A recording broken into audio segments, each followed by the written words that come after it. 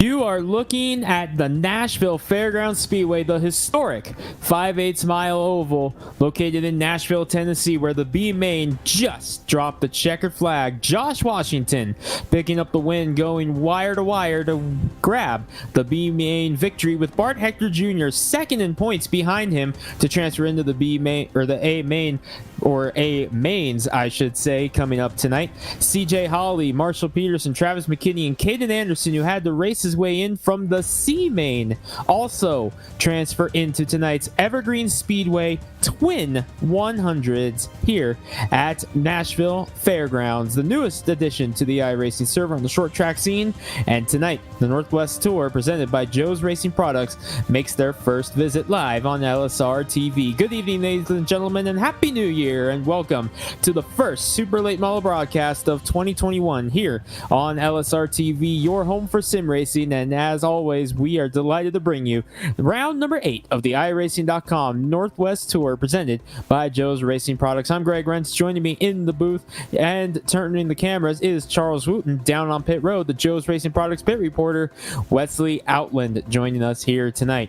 Charles, a historic venue, one of the first broadcasts, if not the first broadcast here from LSR TV. This is a race that a lot of drivers have been looking forward to, and unfortunately for them, the setup is not agreeing with them right now. This is going to be quite hairy out here tonight.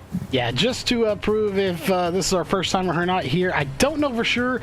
But what I do know is I had to go check and see, do I own this track? So venture guess it probably is our first time here at Nashville, of course, in Nashville, Tennessee. I don't even know how to explain this track. It's a fun little track, from what I've read, looked up information on. And what I do like about it is, not that we'll get any rain at this race, Greg, but if we did, it's got covered seating. So if you're up top there in the grandstands, you won't get wet. So that's good for the fans if it was to start raining here. But the B main, like you said, just wrapping up, should be a really, really good twin 100s. And, I can't say one race. We have two 100-lap races here tonight. I expect to see a few cautions. We've already heard, like you just mentioned, the setup, maybe not their favorite in the world. So I do expect to see some problems. I talked to a couple of drivers earlier, and they said corner exit is going to be a problem here tonight. I'm glad you mentioned that covered grandstands, Charles, because Nashville, like you mentioned, is one of the few tracks with a covered grandstands. You see it right there.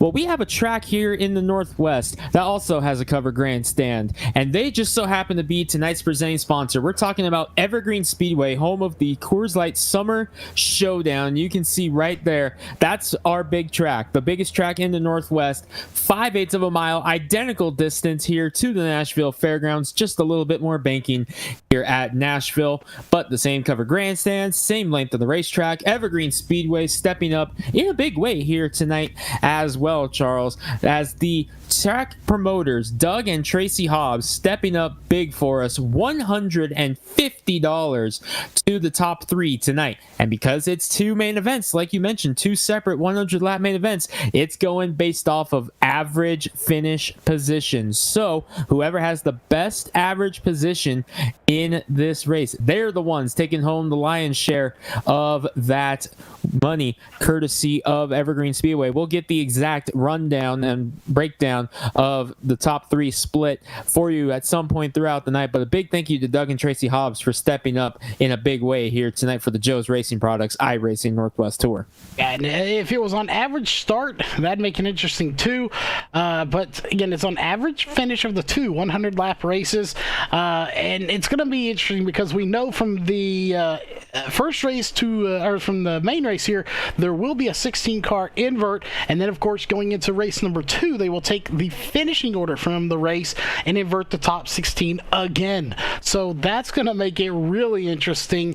Where do you want to finish? If you're going for the best overall finish, or average finish, do you maybe run 8th place or so, because then you're going to be right back where you started? Do you go for the win and then try to get the win and start from 16th in the second race? A lot of different stuff is going to go on in this race, and a lot of strategy going to be at hand.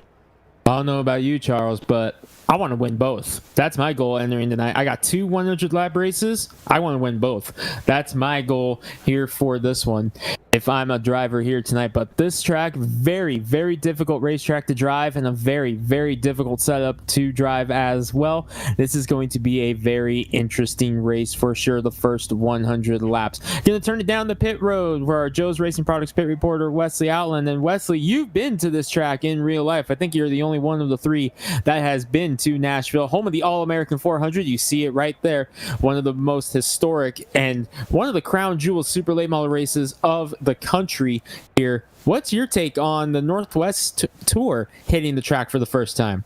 Yeah, very historic track here at the Nashville Fairgrounds Speedway, and I have had the privilege in the over 30-plus years of the All-American 400 to announce it about 5 times. And, yeah, this awesome racetrack is truly a crown jewel. You talk about the history of the sport and where the pioneers of the great NASCAR ranks started their career. You think of Sterling Marlin, you think of Darrell Waltrip, you think of just some of those names, and you think of these drivers virtually here tonight. 100 lappers.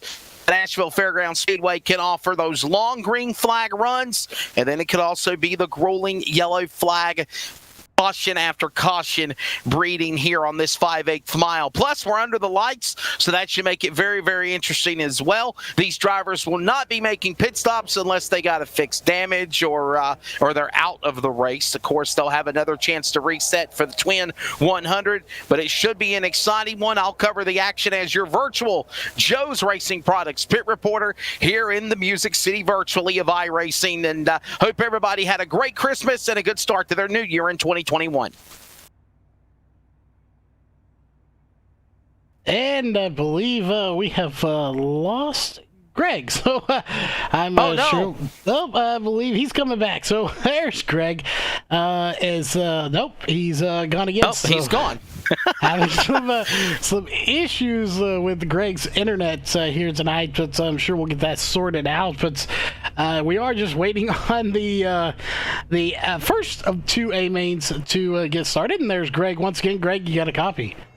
Yeah, we're back. Had some technical he didn't pay his internet bill.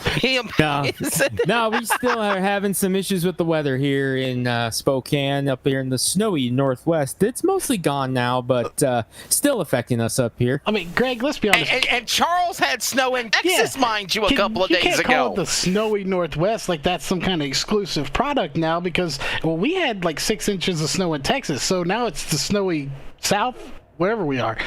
South Texas place. So yeah, you're Texas. Yes, but I just want the fans at home to think about that for a second. Snow in Texas.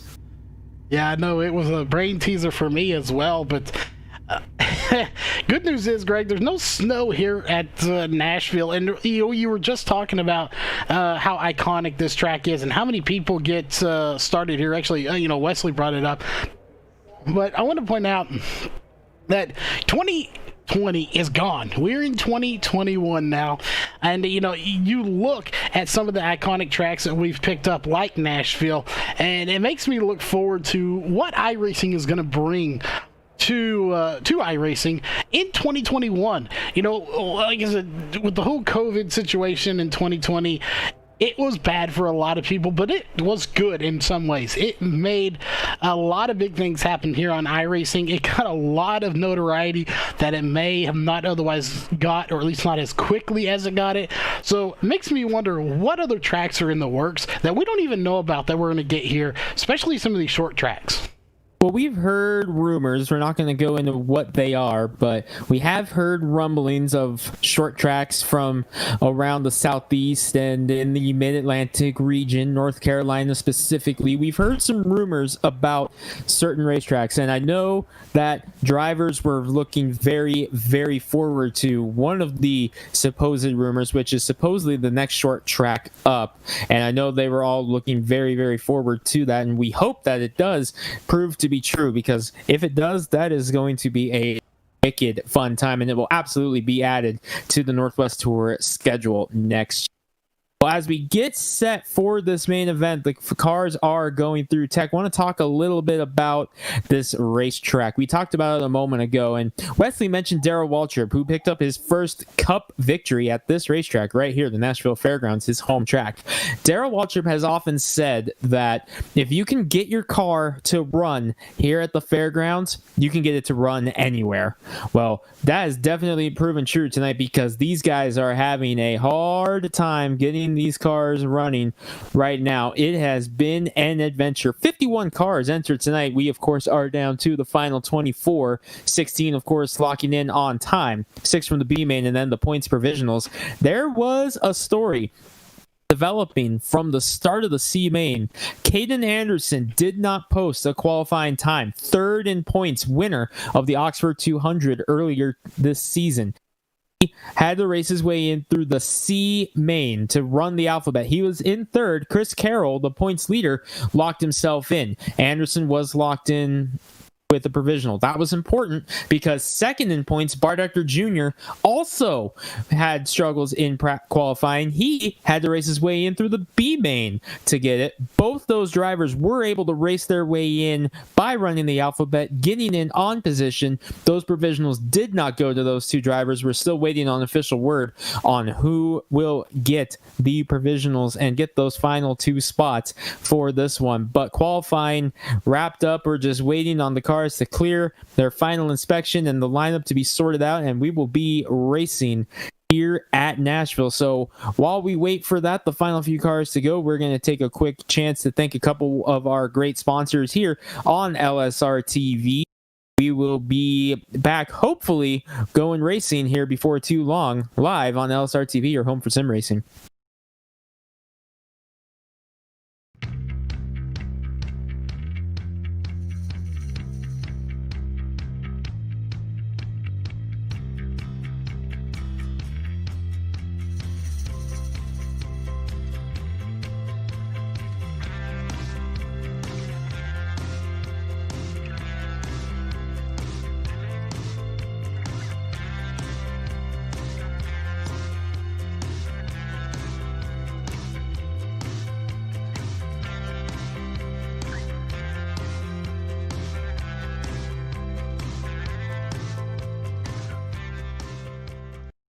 ETE Reman is the world's best remanufacturer of transmissions for import and domestic cars and trucks. Based in Milwaukee, Wisconsin, our customers are repair shops, auto parts stores, dealerships, and distributors. And with 6 nationwide warehouses, we're where and when you need us. So when you're looking for a transmission that is like new, only better, instill confidence and install ETE Reman.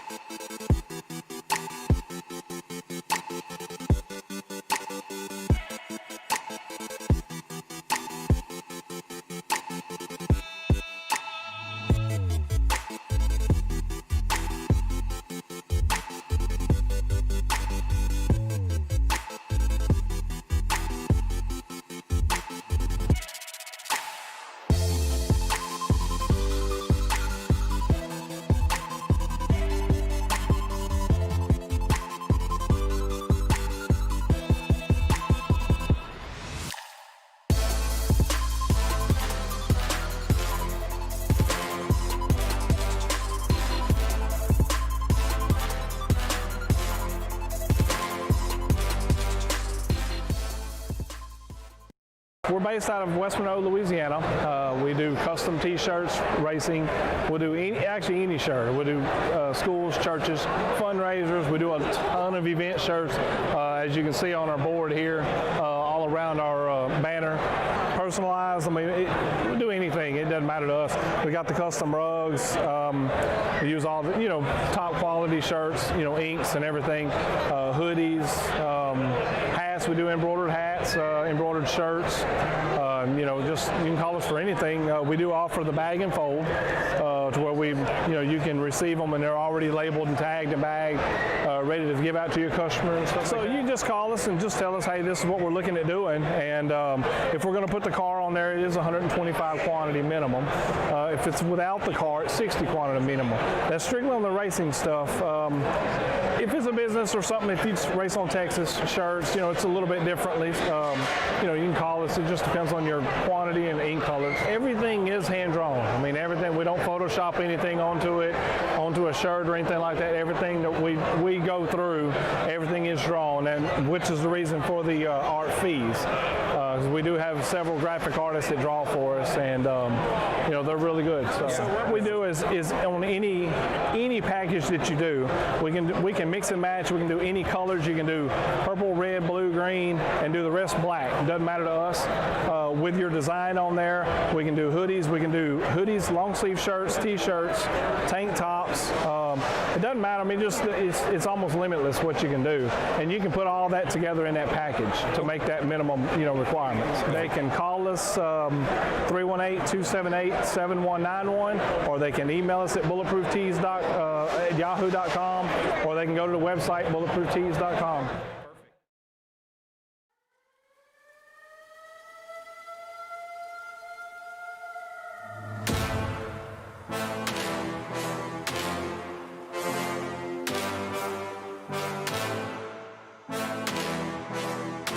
Welcome back to Nashville, everybody, for the first of our two twin 100 lap main events presented by Evergreen Speedway. And again, a huge thank you to our great friends at Evergreen for stepping up and dropping some money into the purse tonight. $150 courtesy of Doug and Tracy Hobbs for tonight's race. And here's that rundown.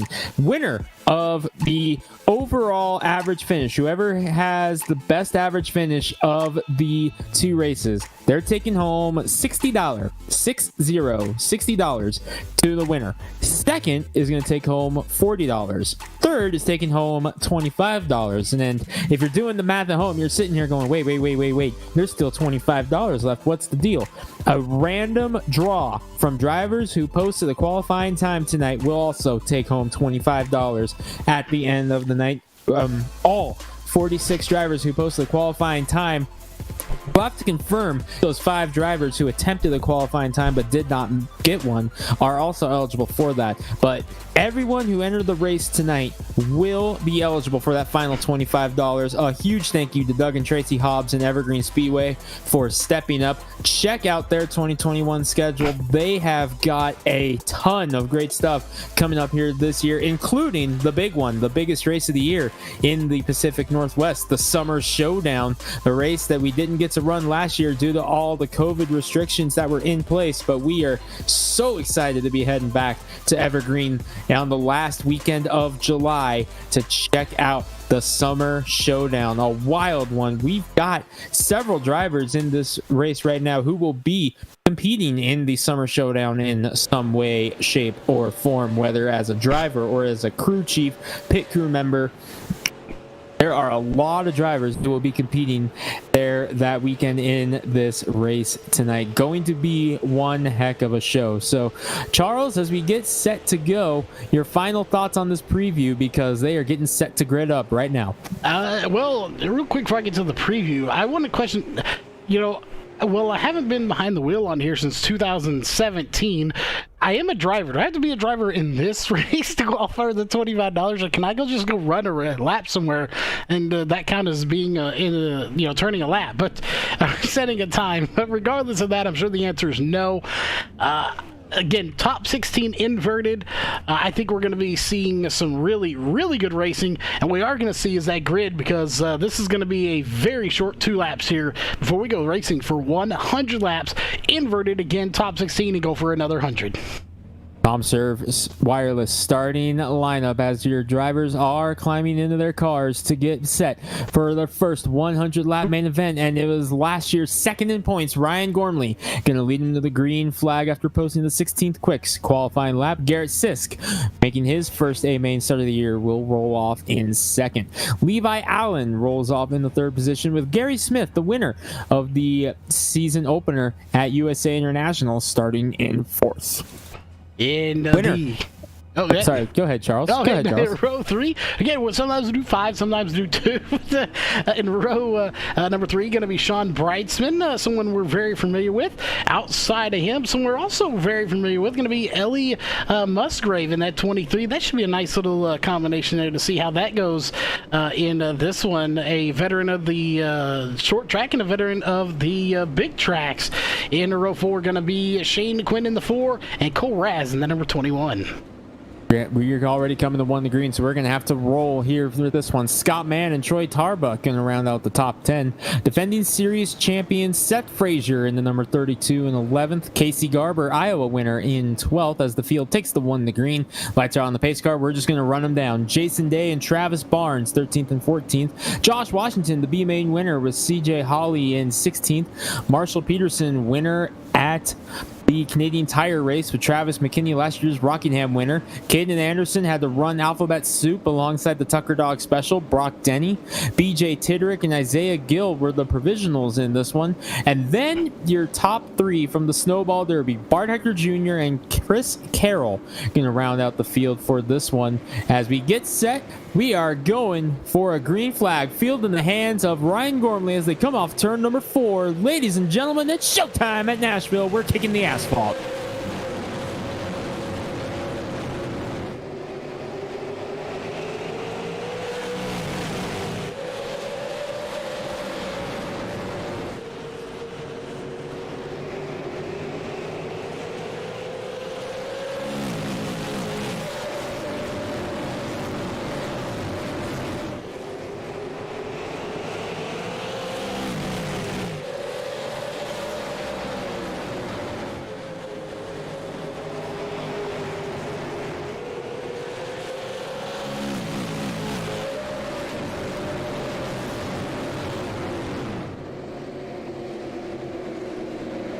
Caution is out already for the first time here tonight as you see the field backing it down as we look for what brought out the caution. Looks like it may have been the 37 of Caden Anderson. Saw him coming through the field at the very tail end. Marshall Peterson in front of him. There's Travis McKinney. Seth Frazier, the 32, up there as well. Coming through turn 4. Ooh, contact between 2 winners on the season. Marshall Peterson and Caden Anderson, who backs it into the wall. Anderson, who had to run the Alphabet Soup, all of a sudden is at the tail end of the field for this one. And now we have our first introduction tonight to the tap out rule. And we talked about that. It's a big one here in the Northwest Tour. It's our self-policing policy, we like to call it, for the drivers to make sure they are all taking accountability for what happens. If a driver feels they are responsible for the cause of the caution, they tap out. Nothing happens. They get the EOL penalty, and that's it. It's done and over with. Forgotten, moves on. However, if no one taps, which as of yet no one has tapped, then it goes to review board after the race. And remember, the review board, we don't know who the review board is. All we know is that it's drivers that are in this field right now.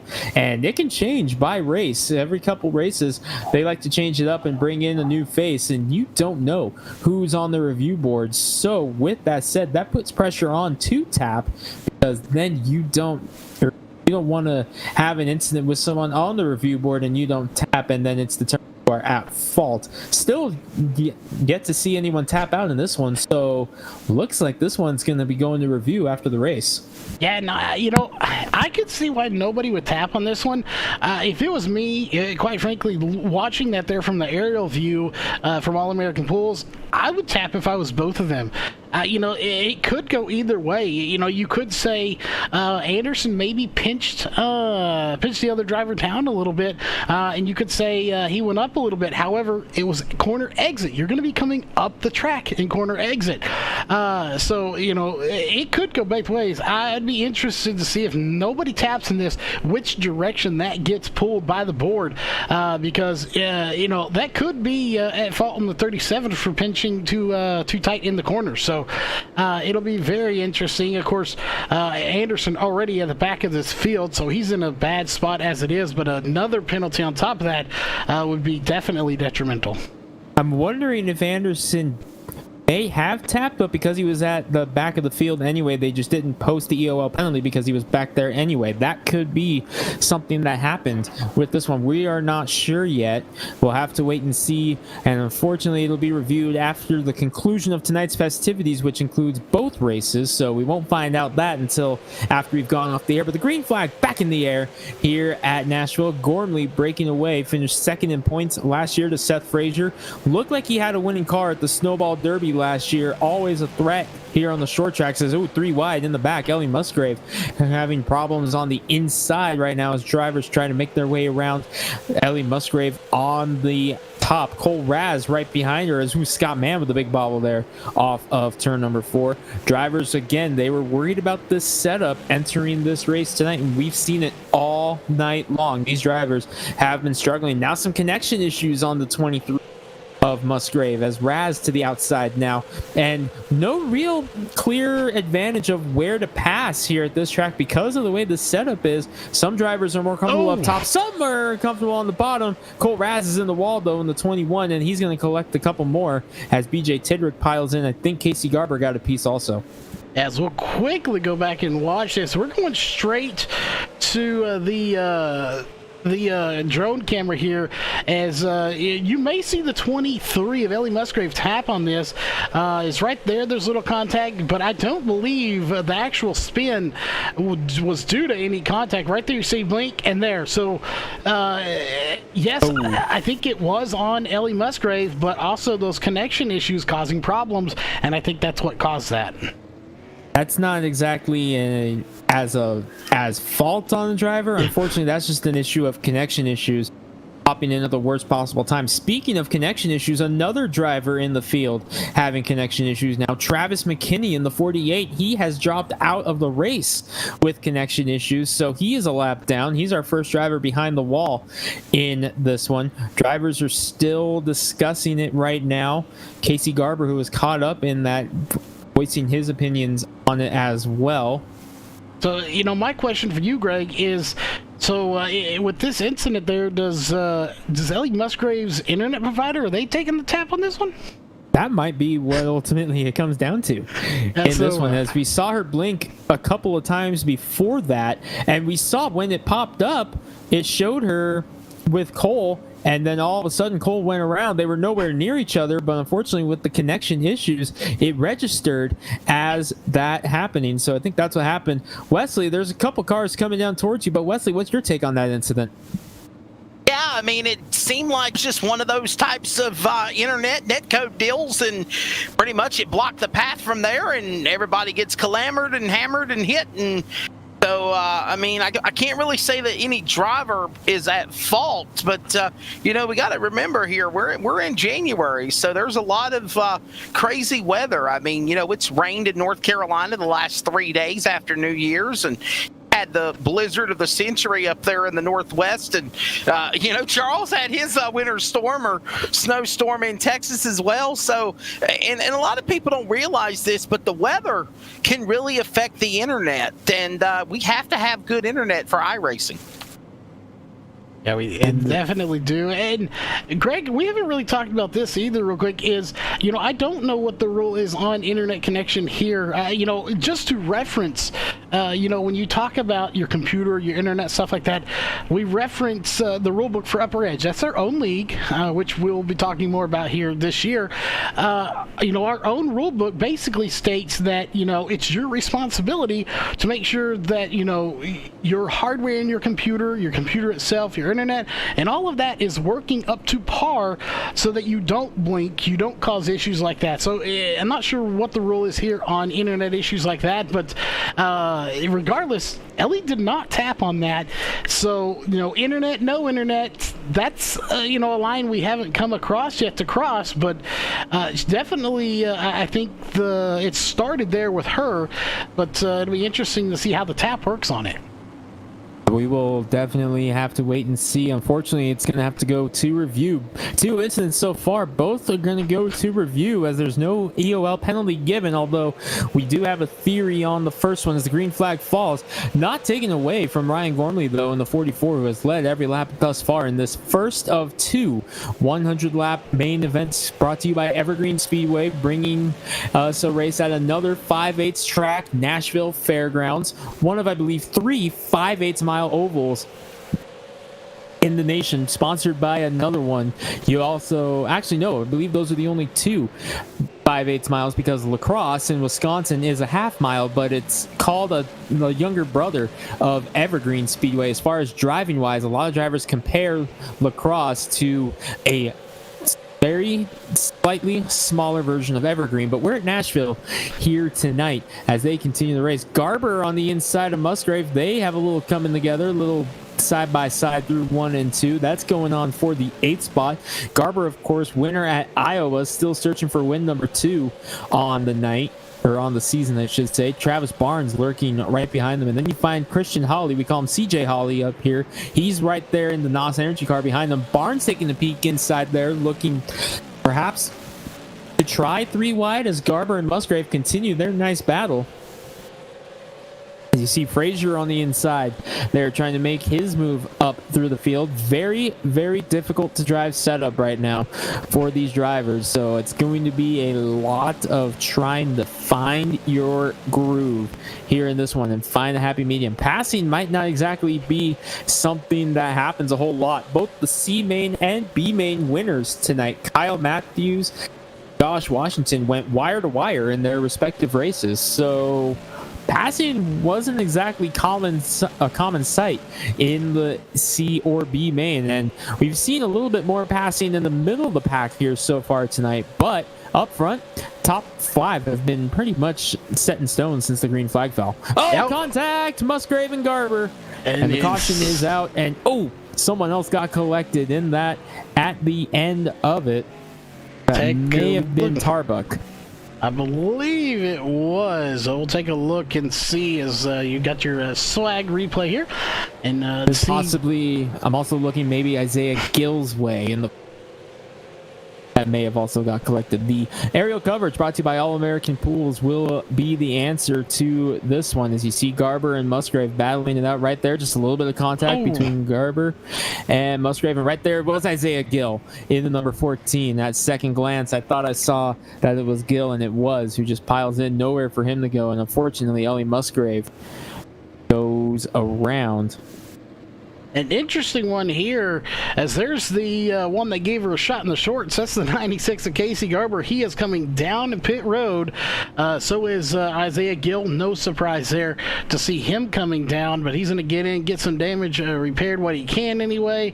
And of course, Isaiah Gill on pit road, and that car has some heavy damage to the front, but so you saw the collision he had. He really had nowhere to go, like you said, and that's going to cost him some valuable real estate on the track. And I was just about to mention that, they say diamonds are very valuable. Well, I think real estate on this track right now is very valuable as well. So yeah, you definitely do not want to come down pit road unless you absolutely have to.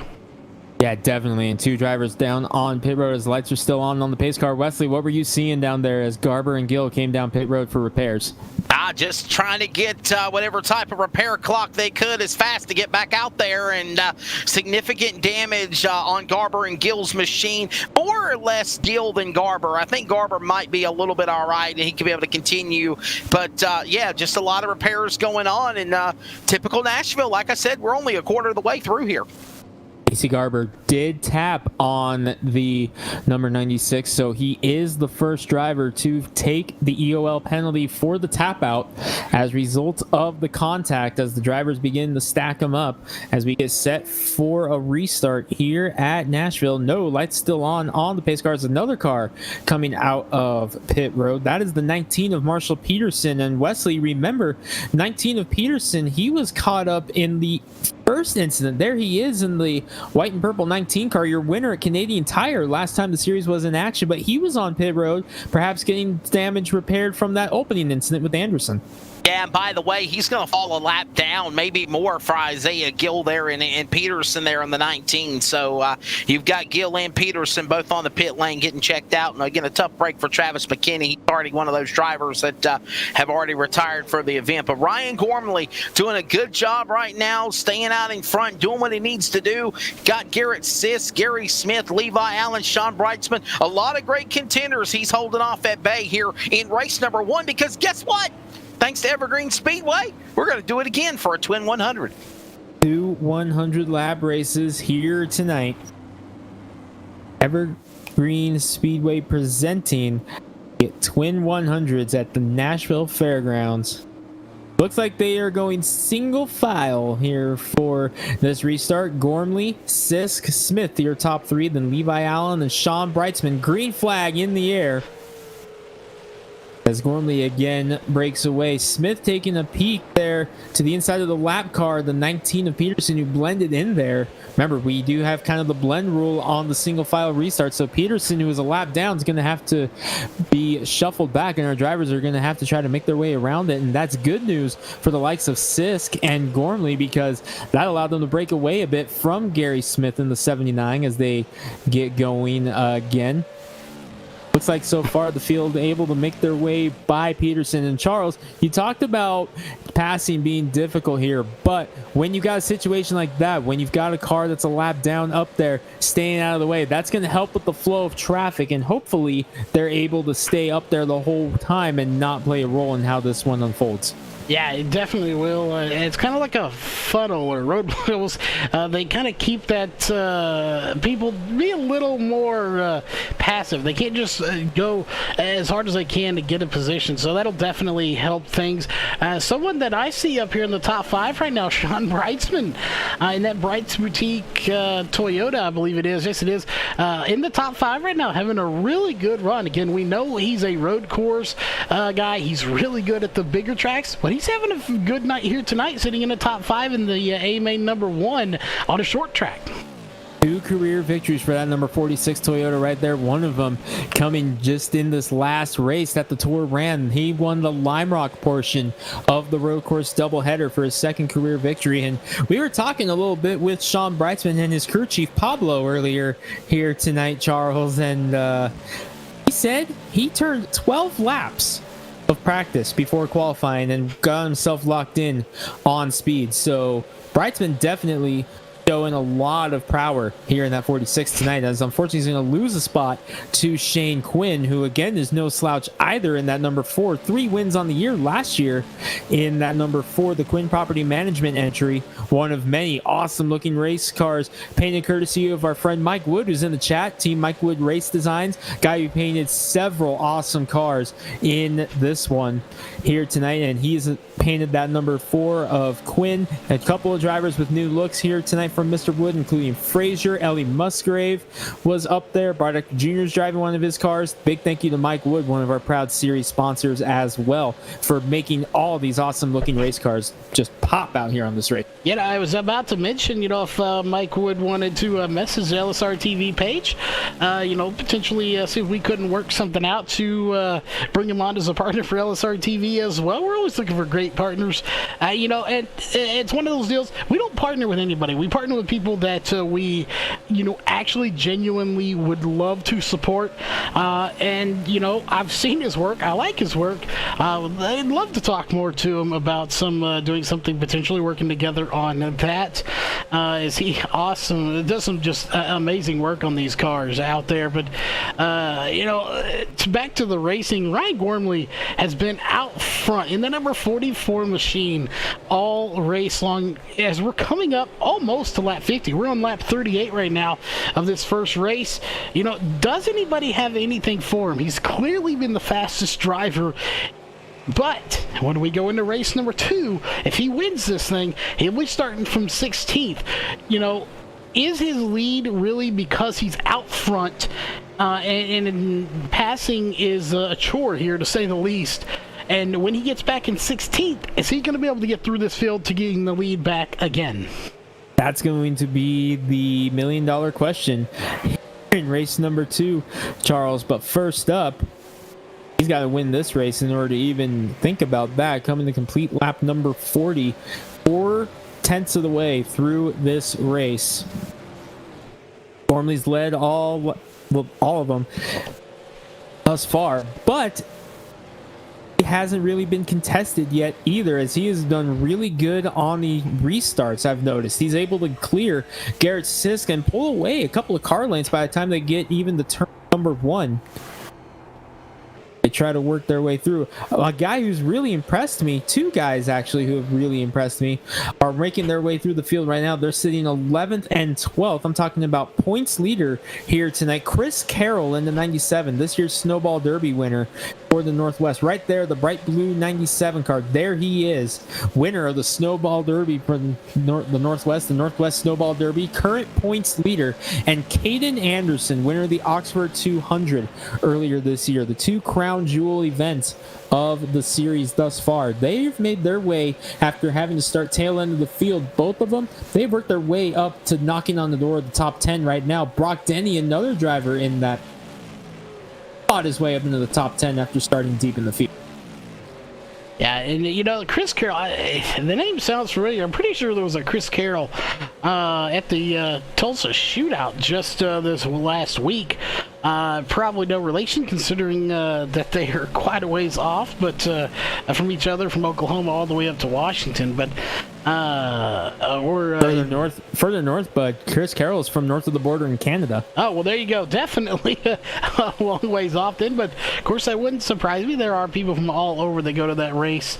Well, it would surprise me, because how's he going to get across the border? The border's still shut down. Well, there you go. He ain't coming across it again. I didn't think it'd be him because of the distance, but definitely he ain't getting across the closed borders. Well, we did have a couple drivers from the Northwest, including a young lady by the name of Haley Constance. The Constance name is pretty big for us here at the Northwest Tour, because Haley Constance is the daughter of Joe Constance of Joe's Racing Products, our series sponsor. She was down at the Tulsa shootout, so it's possible. Well, it very well. We may have to talk to him in between and see if there was any relation, or if it was him. Again, these are all questions we don't know. So obviously, maybe if you got some big something going on, they will let you through. But it'd be something we have to ask. But this battle between Allen and Smith right now is really starting to heat up. Quinn in there as well. It's a 3-car battle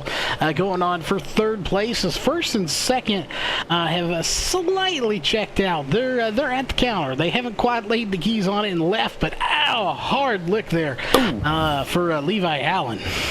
Wow, Levi Allen caught the wall a ton there, and that's going to open the door for Shane Quinn. You saw the Mike Wood logo on the back of that number 41 car. Definitely worse for wear than when it left Mr. Woods' body shop, and going to have to get him a new one here for race number 2. Fortunately, we do have the backup cars ready in case of that here tonight. So Levi Allen's going to have the backup car ready for the second main event. Remember, same 24 drivers. The drivers who did not race race their way in the B main and C main, they are done for the night. These same 24 drivers are going to try to make their way through once again in the second 100-lap race. We're just one lap past halfway in this one. Ryan Gormley has led them all thus far here in this one with Garrett Sisk, Gary Smith, Shane Quinn now up in the fourth position as he got around Levi Allen. And then Charles, as this race wears on, I'm wondering if that's going to be how you're going to have to make your passes. You're going to have to wait for the driver in front of you to make that mistake that Levi did, catching the wall off of turn number 4 there. Ooh, he almost did it again in the 41. I'm wondering if that's how you're going to have to make passes here in the second half of these races. Yeah, I think it is. It's going to be one of those races where, you've got to wait and let somebody slip up and make a mistake. That's going to be the key to getting around this place. And it's a double-edged sword. You're sitting there crossing your fingers. You're beating on stuff. Come on, make a mistake. And you're happy, but then you don't want you to be the one making a mistake. And there has been at times, I'm sure you've done it, I've done it, where you're hoping for a caution, and then you're involved in it. Or you may accidentally cause a bit. I've been guilty of that twice or 97 times. Just saying. Well, I can't disagree with you on that one. So, things have happened. You're driving along, you're trying to get up there, reel them in, you're sitting in a good spot, you're hoping to catch a caution, and then you overthink it, hoping there's a caution, and you cause the caution yourself. It's happened several times to me over the course of me running Legends, and even when I dabble in late models, it happens. So, it's definitely a tough moment to swallow, definitely a tough one to get over, but you just gotta try to shake it off, and you're on to the next one before you even know it. Yeah, you definitely, you got to be able to just shake it off and keep going. And speaking of going, Greg, we've had those 2 cautions, and we have gone green since then. We're on lap 59, going on lap 60. We're going to be coming up here in 2 laps on 40 laps to go. This has been a lot longer green flag run than I figured we would have, especially hearing the displeasure of the drivers for this race setup. But I know this league. I've grown to know the drivers even more and how they operate. They thrive on setups like this that are not just, put the steering wheel in my hand and drive it with 2 fingers. That's not the kind of style they are around here. They give them a setup that's a little bit tougher to drive, and it allows these drivers to where they can't just flat-footed around the track and do whatever they want to do, and it's really actually causing less cautions than more.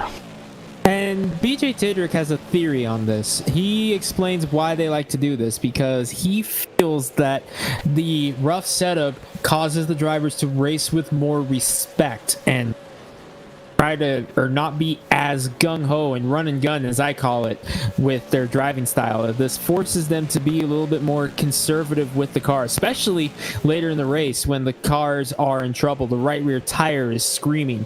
That's BJ Tidrick's biggest thing. He wants a setup that eats up the right rear tire, because to him, that is authentic super late model racing. So when they have the setup build sessions the Tuesday before the race, they want to try and get this setup as authentic as possible and difficult to drive. Super late models are not easy to drive as they try to make their way around, but boy, you're seeing it on screen right now. Some drivers are making moves as they try to get through the field. You see Ollie on the inside now of Levi Allen. Chris Carroll trying to get a move on the inside of Seth Frazier. Another one of those new looks out of the Mike Wood Race Designs shop.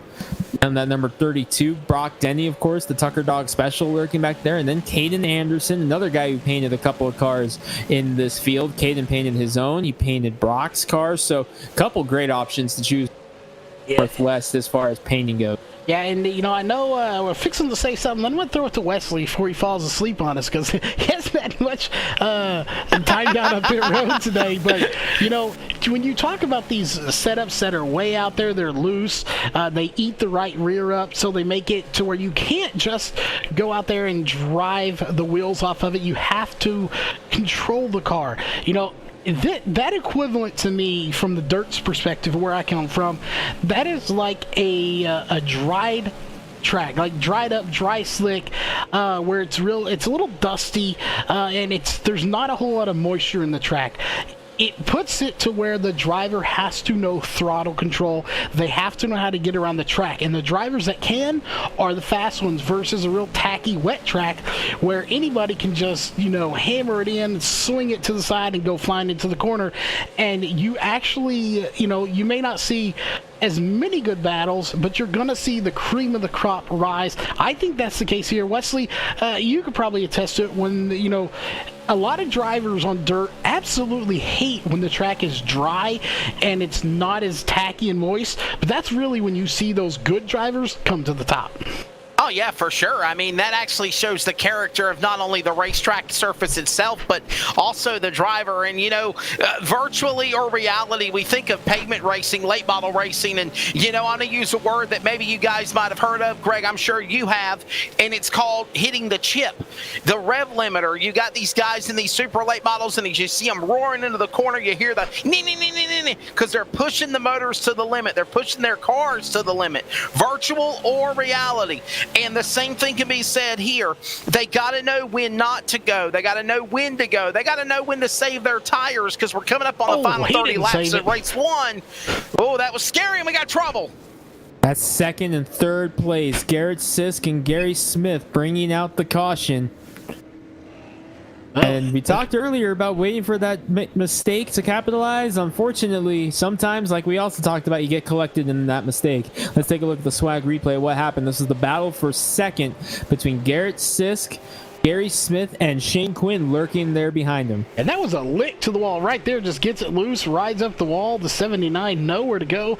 Clear as day who's going to be tapping on that one, and it's going to be the one of Garrett Sick, as he's probably sick with himself right now after just basically getting loose and trying to take the wall with him when he went. And unfortunately, he collected that 79 machine of Gary Smith. But unfortunate, but a 10 out of 10 for style of the wall ride, though. Yeah, Garrett Sisk has already tapped into number 1, so he is going to take the EOL, and he's going to go to the pit stall and try to get as much damage repaired on the number 1 as possible. Wesley, you're down there checking in on the 1 of Sisk. Yeah, a lot of damage on that number 1 machine, where you see plow the concrete there off of turn 4, and then he literally went into that tailspin, collected a couple other cars. Here comes another car onto the pit lane as well. Gary Smith in the 79. He's coming on the pit lane as Garrett Sisk now finally rolls off, and we'll see some work being done on his machine as well. So, yeah. Wild development here at Nashville. We're coming up on 25 to go, and a new contender up at the front, Ryan Gormley and Shane Quinn. These two put on quite the battle in the middle stages of the season last year. Northwest Tour. Gormley picking up a win on the road course, Quinn picking up a win on the road course, a win at the Snowball, and a win at Martinsville. So, two drivers who had a lot of success last year didn't get a chance to finally battle it out. It's been a while since these two have met head-to-head for a victory here in the West Tour. Last time they did, it was Quinn coming away with a win in the Custom Fab Snowball Derby last season in December of 2019. So, rematch time from last year's Snowball here at the historic Nashville Fairgrounds. The first time the series visits here, and it's Quinn in second behind Ryan Gormley. As you see a couple more cars coming off pit road. I believe that was Jason Day in the 52, who's been off and on pit road all day here in the 52, no pun intended, on the 52, but he's been off and on pit road a couple of times throughout this 76 laps that have been completed so far. Yeah, he definitely has. Yeah, Jason Day just came down to the road, guys, and also Josh Washington also made a pit stop. Just wanted to throw that out there, too, and Gary Smith still in the pits. And real quick here, we have a moment. We got a lot of sponsors we need to thank for making all this possible, but I want to point out one of them real quick that we don't mention. We haven't mentioned a whole lot. Just working on some stuff on the side as well. But one of our big partners here, Race on Texas, Of course, partner / owner here of LSR TV, getting some stuff finalized. If you don't have a Speed Pass account, make sure you get one. It's $40 a month if you love to watch some dirt track racing and some short track asphalt racing, as Houston Motorsports Park in there as well. I know a lot of people here from the Northwest, but you're also supporting LSR TV by doing it. Starting January 9th, and going from January 9th all the way to the 20th of February, there are 14 live shows that we have scheduled to go. So definitely make sure you check them out, as well as the green flag comes back out. And of course, here in just a minute, next caution, we'll talk about a lot of other great partners here as well, Greg. Yeah, we have a lot of sponsors here for helping bring this all together. Unfortunately, we're going to have a nice break between races, a chance to thank those sponsors. But man, it is on now, because Gormley, again, able to pull away, much like what we saw him be able to do with Sisk earlier, able to do the same thing with Quinn, who's under heavy pressure from Brightsman. And Brightsman finally snapped a long winless streak. Before that win at Lime Rock, last time out for the tour, he had not won since October of 2018. And the series visited Richmond for the only time in history. Brightsman finally breaking that long winless streak in the super late model scene, but no stranger to victory lane here on LSR TV. He's competing in the playoffs for the Cup Series. We're headed to Texas, a track that he won at earlier this year. Tomorrow night, a chance to lock into the championship round. A big one tomorrow night on LSR TV. The final race of the round of 8 tomorrow night. The 4 drivers will be set for the championship race at Phoenix, Arizona. That race coming up tomorrow night, 8 p.m. Eastern time, 8:10 Eastern time, excuse me. Justin Prince and myself will be on the call. Wesley will be down on pit road for that one as well, in Charles Wooten's home state of Texas. Yeah, it should be a good race course. Everything's bigger in Texas. Hopefully not the caution count. We can steer clear of that being bigger, and not really better if it is, but a good little battle going on here. You got a nice little battle going on pretty much for the top 10 right now, as they're having to check up on the brakes big time there. The 97 Chris Carroll. Oh, and they're not done. No, they are not done, as we'll try to catch up real quickly. And the caution's out. Caution's out. Scott Mann nosediving into the inside wall. Take a look and see who all had a hand in this one, as we go directly to the drone. This started here off of turn number 4, the time before. Actually, this is the lap before that even, so. All right, that started right there, excuse me, off of turn number 1 and 2, and then the follow-up contact right there. Wow, Chris Carroll. I want to go on board with the 97 of Chris Carroll and see what he saw, because I don't know how in the world he got through that. I want to pick up the 97 car and go on board with him, and I want to see what he saw when the 90 of Scott Mann spun out across his nose. This is it right here. Gyro cam, or not gyro cam, but a chassis cam mounted just next to the helmet of the number 97 of Carroll. There you see the initial one breakout after contact between Mann and Holly, and then right there's the second one, and wow. Yeah, not only does he do a good job of avoiding hitting Mann, he did a real good job of avoiding that 77 in front of him as well. Christian Holly is just about gave him a shot too, but squeezes through both of them. Notice he did have a little bit of damage on the right front of that number 97. You see it right there. Going through turn 4, you see the damage on the 97. By the way, CJ Holly in the 77 did tap out on that one, so he will fall to the back. And with 15 laps to go, we're going to re-rack him, we're going to restack him, and we're going to get set to turn him loose one more time. Yeah, caution laps not counting, so we'll just tick away a few more laps here under caution. It's roughly, about an hour since we've went live. So about an hour per race for 100 laps. That's not bad to do 100 laps here in about an hour with our third caution so far. You know, the question now, I would have not asked this had we stayed green, mainly for the reason that, we were green and I wouldn't have had a chance to, but Do cautions start to bring cautions? Will this one lead to more as guys know, okay, you know, I was fast. I think I'm fast. Now I'm up here with this guy, or with these guys in the front, top three. They're all bunched back up. Are we going to see that lead to more cautions? These guys getting a little more aggressive now when we get the green with about, say, 10 or 11 to go. I think that's a reasonable assumption to make or think might be what happens in one closing stages of the race. We're inside 15 laps to go, so it's a reasonable theory on this one. Top 5 breakdown right now: Gormley, Quinn, Brightsman, Carroll, and Denny. We talked about Carroll getting through that. Something we missed on that got him into the top 5 all said and done after starting tail end on the field after having to take the EOL penalty for picking up the win on the last oval race at the Northwest Snowball Derby. Then Brock Denny in 5th. 2 drivers who started deep in the field. Denny having to transfer his way in through the B main. Carroll starting shotgun after the EOL. They worked their way into the top 5 late, so they might be banking on one more caution. Yeah, I think they're banking on that caution. And to the damage that was done to the Mike Woods design car, and I quote, it was quoted as saying it will buff out. So we'll see if it buffs out before the next race. Something tells me it's going to. As right now it's Gormley out front, Quinn, Brightsman, and Carroll still your top 4, followed by Brock Denny in the 5th position, but the battle for second is on. Battle for second going on as Brightsman peeks inside of Quinn. Another battle behind it for 6th. Caden Anderson has climbed his way up into the 6th position now.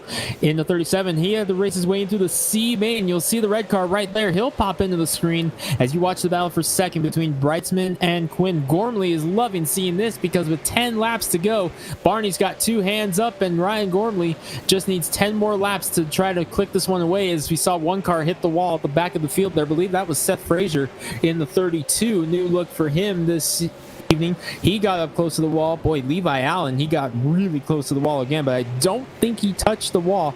But if he did, it was about a slice of paper there. That time he got it. Yeah, that time he got the wall good, as you can see the sparks flying where he just pancaked the side of the car. You know, and going around this track, you know, Greg, it's kind of weird. You know, what comes to mind is a roulette wheel. You know, you smack the wall, you're going to smack it on a red stripe or a white stripe? Yeah, no doubt. This one, definitely something to think of. And we had that earlier at Wilkesboro as well. As Travis Barnes to the inside of Caden Anderson. These two do not give each other any room on the racetrack when they are racing.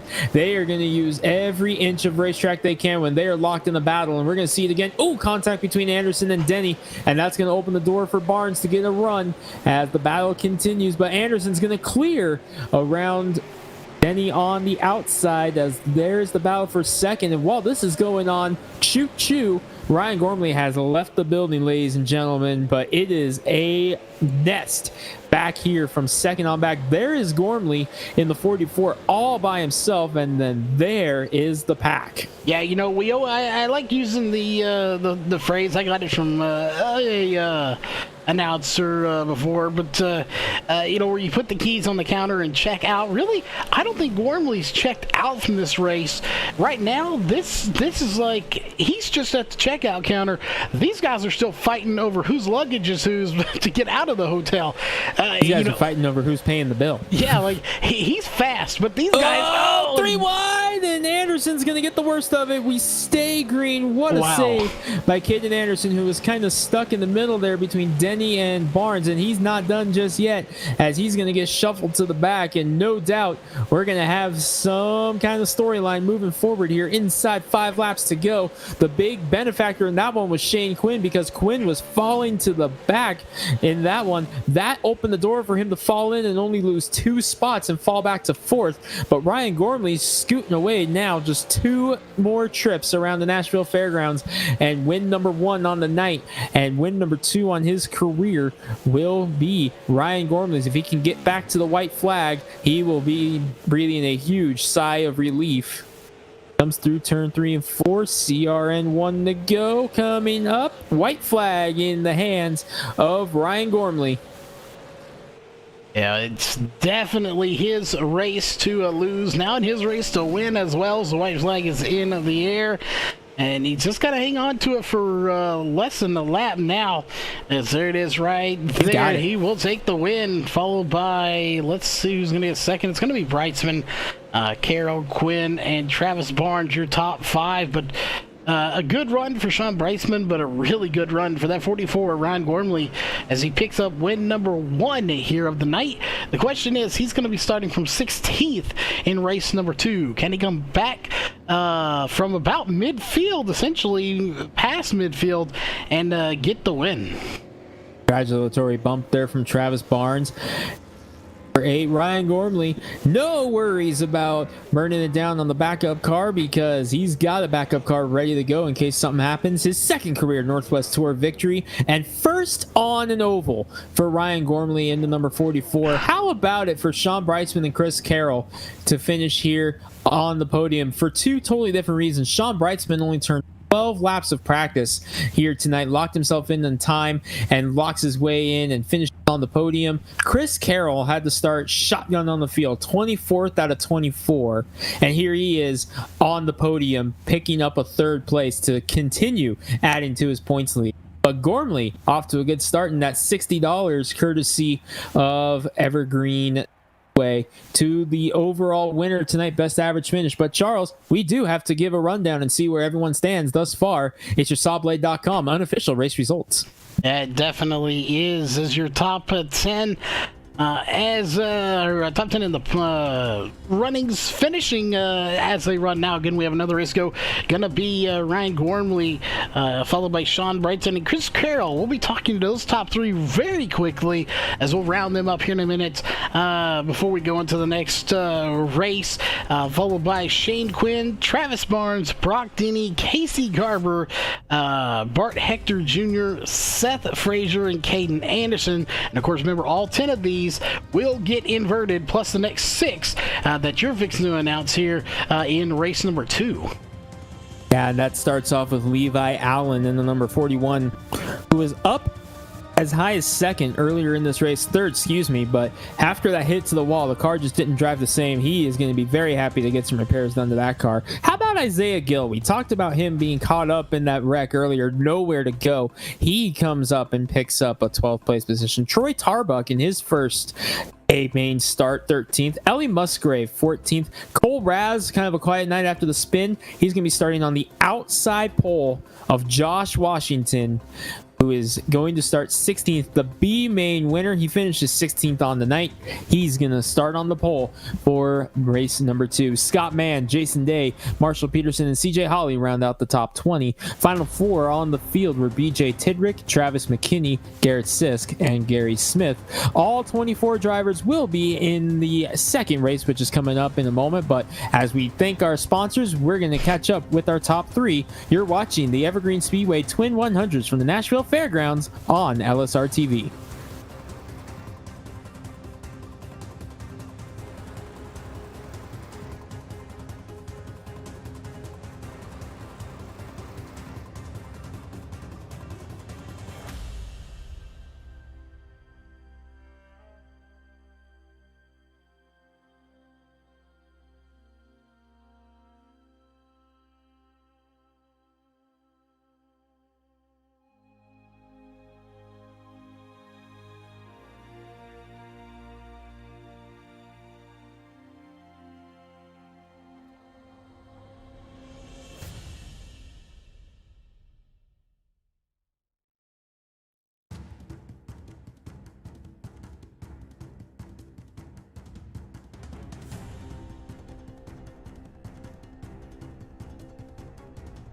Welcome back to Nashville, everybody, for our post-race coverage of race number 1 here of the Evergreen Speedway doubleheader, where Ryan Gormley picks up his second career Northwest Tour victory, first on an oval. But we got to catch up with the third place driver, our current points leader entering tonight, who picked his way through the field, did a great job playing Dodge car earlier in that one with Scott Mann. Wesley Allen has caught up with Chris Carroll, who finished third.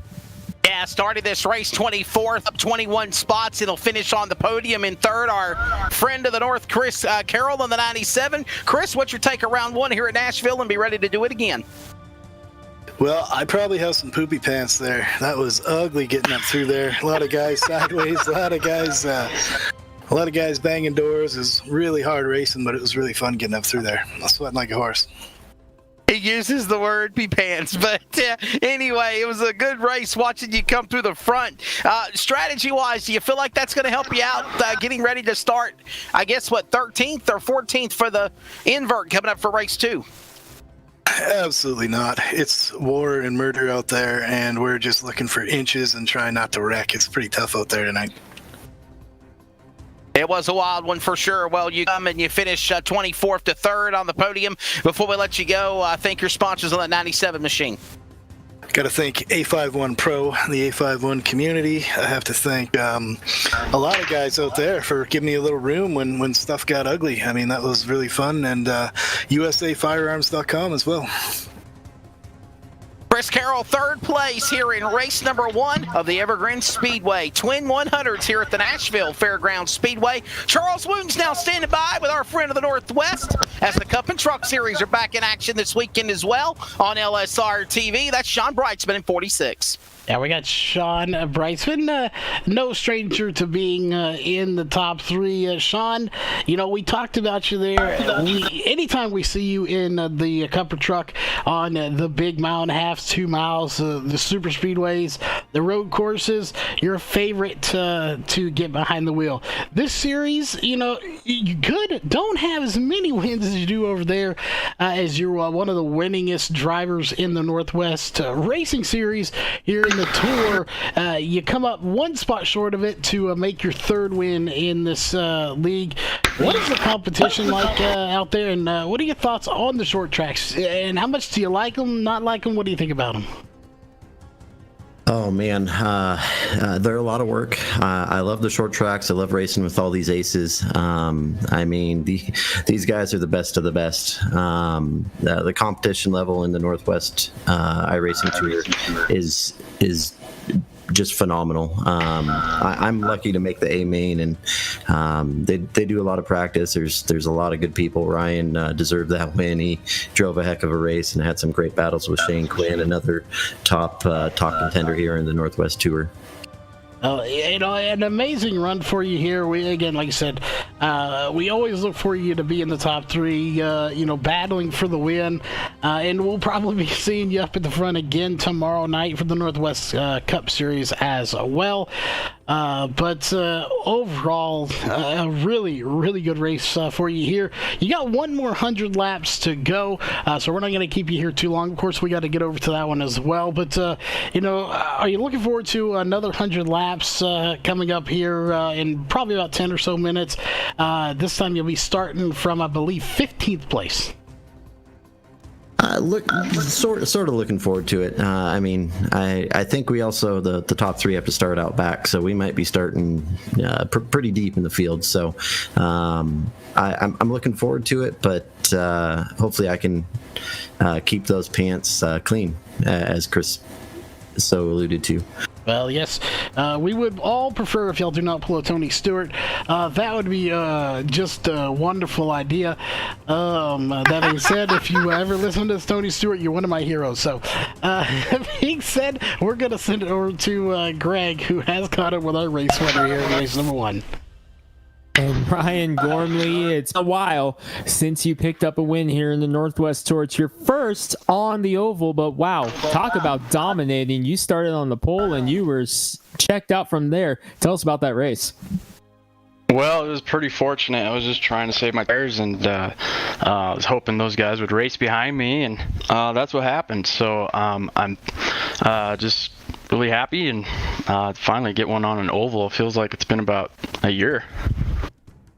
Ryan, you picked up the win on the road course last year, but you always had so much speed on the ovals. You just never could get it together for that win last year. But we knew entering tonight that one of these races, it was all going to come together. And sure enough, here it was tonight, leading every single lap here in this first race. Now we have a shot for you to do it again here at Nashville. What did you learn in this first race that you're going to transfer over to that second race?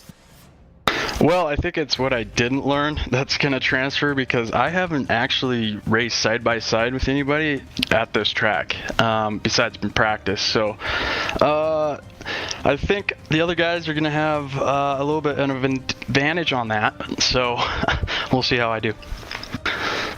Well, Ryan, practice has begun for that next race, so we're not going to waste your time anymore, because it's time to go ready to practice and see if you can get some side-by-side in. So real quick, before you go, we'll let you go thank your sponsors real quick, and who you got on that 44. Yeah, well, first I'd like to thank my wife for letting me do this. She's very tolerant for this, or letting me do all the testing and whatnot. And I'd like to thank my parents down in Arizona for watching, any other family that could be in Idaho watching, and of course my sponsors, Wrestler Motors Chevrolet. I work there, so if you'd like to buy a new vehicle there, we can take care of you. Also Pyrotech, they have some amazing, awesome helmets for any racers out there. Joe's Racing Products, and especially Evergreen Speedway for the prize money tonight. And he's going to be looking to pick up some of that prize money. He's off to a great start with that first win, but needs the best average finish tonight to take home the lion's share of that $150. But Ryan, we'll let you go turn some practice. Good luck and congratulations. Thank you, Greg. Appreciate it. Thanks, guys. All right, and we are going to take a quick break on here. Thank one more sponsor before, and when we come back, we'll be ready to go for the second race here at the Nashville Fairgrounds. You're watching the Evergreen Speedway Twin 100s live on LSR TV, your home for sim racing.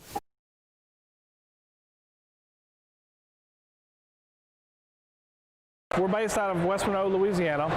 We do custom T-shirts, racing.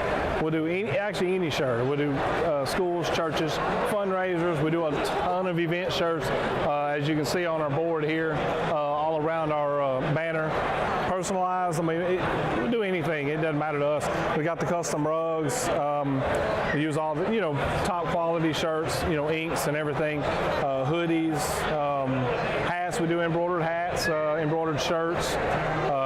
Just you can call us for anything. We do offer the bag and fold, to where you can receive them and they're already labeled and tagged and bagged, ready to give out to your customers. So you just call us and just tell us, hey, this is what we're looking at doing, and if we're going to put the car on there, it is 125 quantity minimum. If it's without the car, it's 60 quantity minimum.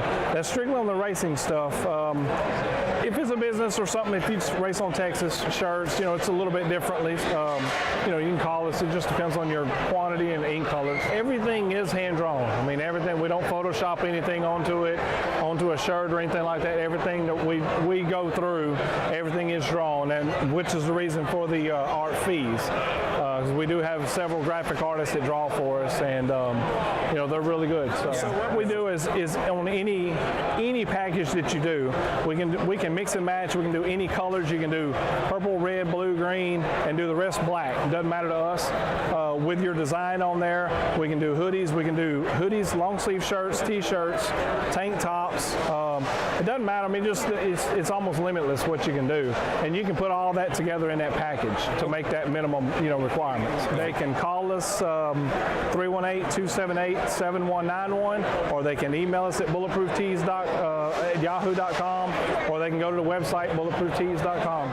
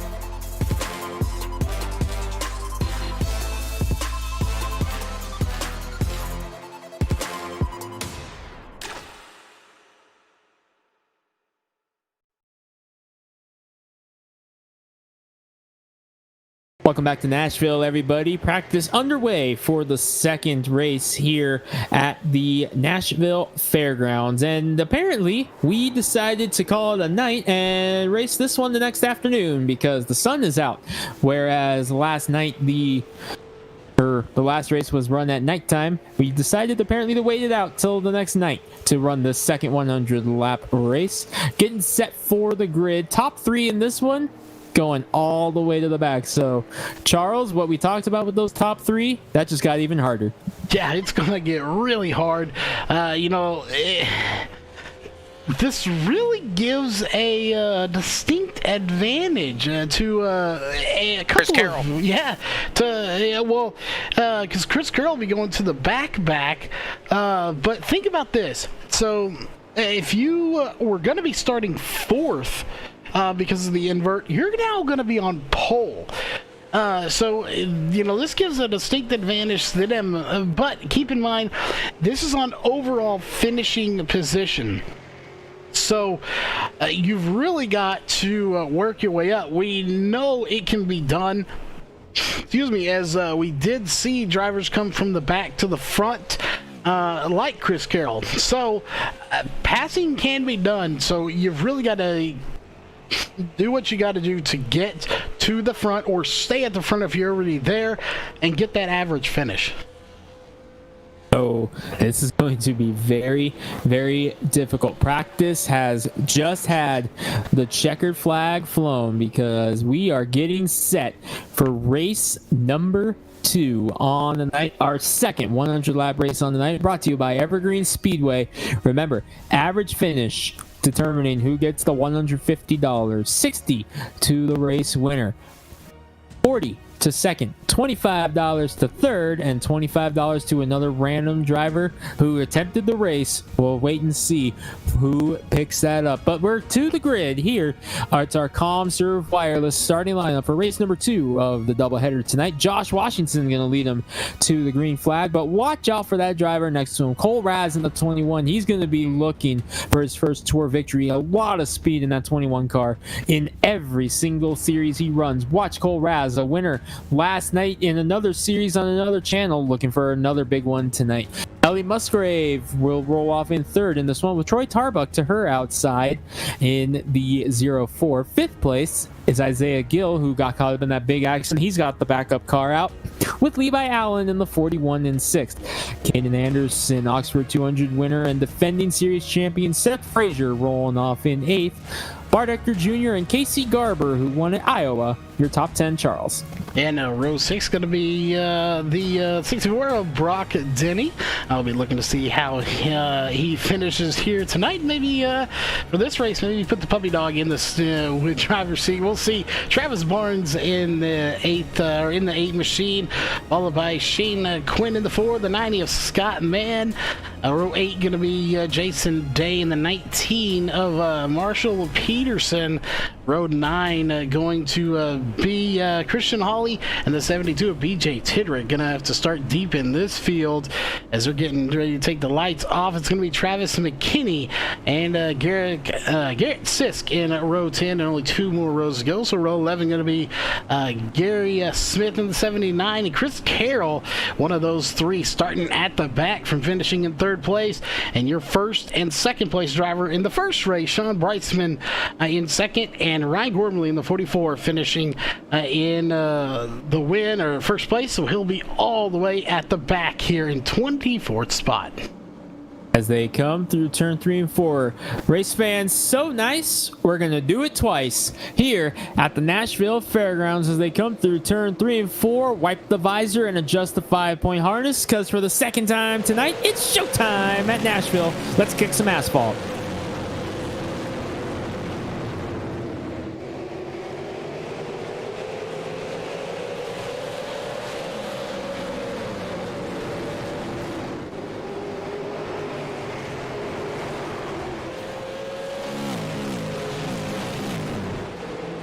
We have a big one up in turn number 1 as Cole Raz is cleared out to the race lead, but Scott Mann and a couple of others got collected in a big one at the start of this one up in turn number 3 as the iRacing Mustang gets rolling out.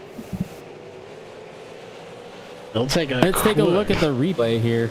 Oh, it starts right there. Cars getting in the wall. 3 wide. Barnes, Hector. Ooh, Barnes and Hector get together, and then Man gets up there. Now, here's the thing. We're going to have to take another look at that, perhaps from the same camera angle, but a little bit further back, now that we know where we're looking, to see if we can diagnose this further. Now, let's go take a look. I believe the 8 of Travis Barnes involved in this as well. So we'll take one more look at the drone camera, and you'll see he gets a little loose there. I believe Scott Mann may have got to his back bumper. There's the 32 of Seth Frazier, gets a shot from the 28, and that really sets all this in motion.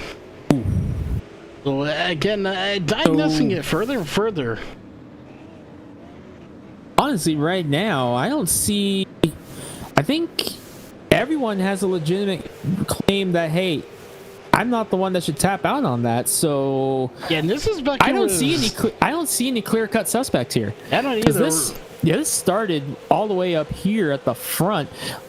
Right there, cars checking up, a little bit of contact there between Hector and Frazier, and then it's just a chain reaction. Boy, I don't really see a clear cut I don't see anyone tapping here, and so far no one has tapped, so it looks like everyone else is in that same mindset of, you know, hey, wasn't me. So that one's definitely going to be one I think that goes to review, because I don't see any faults from anyone there. That one, that just looked like a chain reaction. So review board is gonna have their work cut out for them on that one.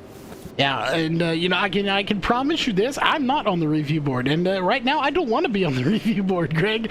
As this would be an interesting one for these guys to have to you know, sift through. And just to point out here, while the lights are off, we're about to go green again. 2020, the crazy year that anything could happen, did happen. We had people causing cautions, and they tapped out immediately. We flipped the switch. We're 3 days into 2021, and so far, people are not wanting to tap for their cautions. Flag in the air. Yeah, we had, what, 3 situations of that in the first race that went to review? Or 2 plus 1 in the B main. As we got problems again. Isaiah Gill with a big bobble up there in turn number 1. He settles it down. I believe it was 2 in the first one. The first 2 cautions, and then the third one was pretty cut and dry, I believe. It's yeah, 2. The first 2 cautions of that first race, first 100 laps. You know, with Ellie Musgrave, one of them with the blinking issue there, a little bit of a connection thing, and then the one right before it involving the 37 of Caden Anderson, questionable there. And look who's side by side on the track right now, or you know, front and bumper to bumper, is Ellie Musgrave and the 37 of Caden Anderson running right now 3rd and 4th. 2 people involved in questionable cautions in the first race are side by side in the second race. Now, we say questionable caution simply because those did not have anyone that tap out. The 2 incidents that those 2 drivers were caught up in. Ellie Musgrave did tap on a later one race, but we're talking about the first 2. No one tapped on the first 2 of the first ones. They will be reviewed at the end of the race. The review board has saved the replay. They have the video footage there ready to go over, so there will be a review after this race of both races, in which every caution will be reviewed. And they're in for a rough night, because we're now up to 4, counting the one in the B main, that did not have a tap out that was posted. So the review board's in for a long night in this one. Yeah, you know, and like I said, and there's a connection issue for the 06. We saw that a little bit earlier with Josh Washington. It's coming back once again, but yeah, it's kind of like an open case. You know, it is. You know, you have some of these cases. There's a cut and dry. They know who the culprit is. You know, they confess to it. You know, these are like if you were one of those CSI fanatics. That is the reasons there's a CSI for every day of the week. You know, it's an open case right now. They have yet to investigate it. They will following this race. But so far, what caused the issue for Ellie Musgrave isn't there. We haven't seen any connection issues, but she is slowly but surely fading back through this field. As right now, Casey Garber is in the hunt, trying to get in there. He's in the top 5. Isaiah Gill trying to get up to the front as well. And I want to also point out, if we look to the 97, if we can pull up my noise here, somewhere. There he is. He's in 18th place. He started 24th. He's already worked his way up several spots on his way back to the front of this field. That just shows you the talent in that young man, Isaiah Gill, in 14. Trying to make their way through the field. Started 5th, had the issue, has fallen back to 6th, and here he is trying to climb his way through the field. Bart Hector Jr. up at the front of the field right now, but Charles, look who's out in front. Someone that the LSR TV viewers, especially viewers from the Northwest who watch this series, the Northwest Tour, and watch the Northwest Cup Series on Mondays and the Truck Series on Thursdays. If you watch the Northwest Series around here on LSR TV, chances are by now you've heard the name Cole Raz in the number 21 right now, leading the way here at Nashville. He has really staked his claim here as a guy that you are not going to want to mess with in the Northwest when it comes to battling for a win, because he is going to have a lot of speed. A winner on the Cup side, winner on the truck side, picked up the win in another Northwest Series just last night, driving the 1987 cars, the Retro Cup cars. I've come to terms with calling them the classic Cup cars, if you will. But Cole Raz, he's won just about everything. A winner on the B League of the series as well, the Developmental League. He won the Pro Late Model race at Iowa. Well, Raz, it was just a matter of time before he picked up his first Super Late Model Series win. Could it come here tonight? Well, his teammate, Caden Anderson, might have something to say about that. He's in the battle for second now. Yeah, he is in the battle for second place, and that battle is really heating up too, as we'll see if Caden Anderson can officially clear him. He's not quite there yet. He's going to dive to the inside and try to go as low as he can, basically sucking that car to the yellow line, and he will clear him. I didn't think he was going to be able to do it that quick, but he does, shoving Josh Washington back to a third place, sorry, as Ellie Musgrave's still back there as well. She smacks the wall and scrapes that guardrail just a little bit. That has been a trend here, Greg, so far in both races. That guardrail and wall have got quite a bit of use, and they have eaten up some side panels on these cars today. Where's your chips at? Was it on red or white? I believe that one was on white. All right, I'm putting my chips down on red for the next one. All right, I'm going to go with you there. I think it will be. Again, if you missed the first race, that is a reference to these tracks that are old school, and some of the new school tracks have them too, where they have the red and white, like you see right there. We call it the roulette tracks. They definitely have one. Yep, and you kind of guess, all right, is he going to hit it red or white? Which is going to hit? And it's just a little fun game to play. But, these guys are not playing any games right now, as we're about a quarter of the way done with this race on lap 24, and there's another one that was down the back stretch. Is this track secretly the Monster Mile? Are they leaving their marks on the wall? It could be. This track, very difficult. Remember, we talked about it, what Darrell Waltrip said in the we talked about what he said years ago in the pre-race. We talked about it. He said, if you can get your car hooked up here, you can get your car hooked up anywhere. A very, very difficult racetrack, and Darrell would know a thing or two about this racetrack, because he picked up his first Cup victory right here at this very historic racetrack, Nashville Fairgrounds. And there's talk still.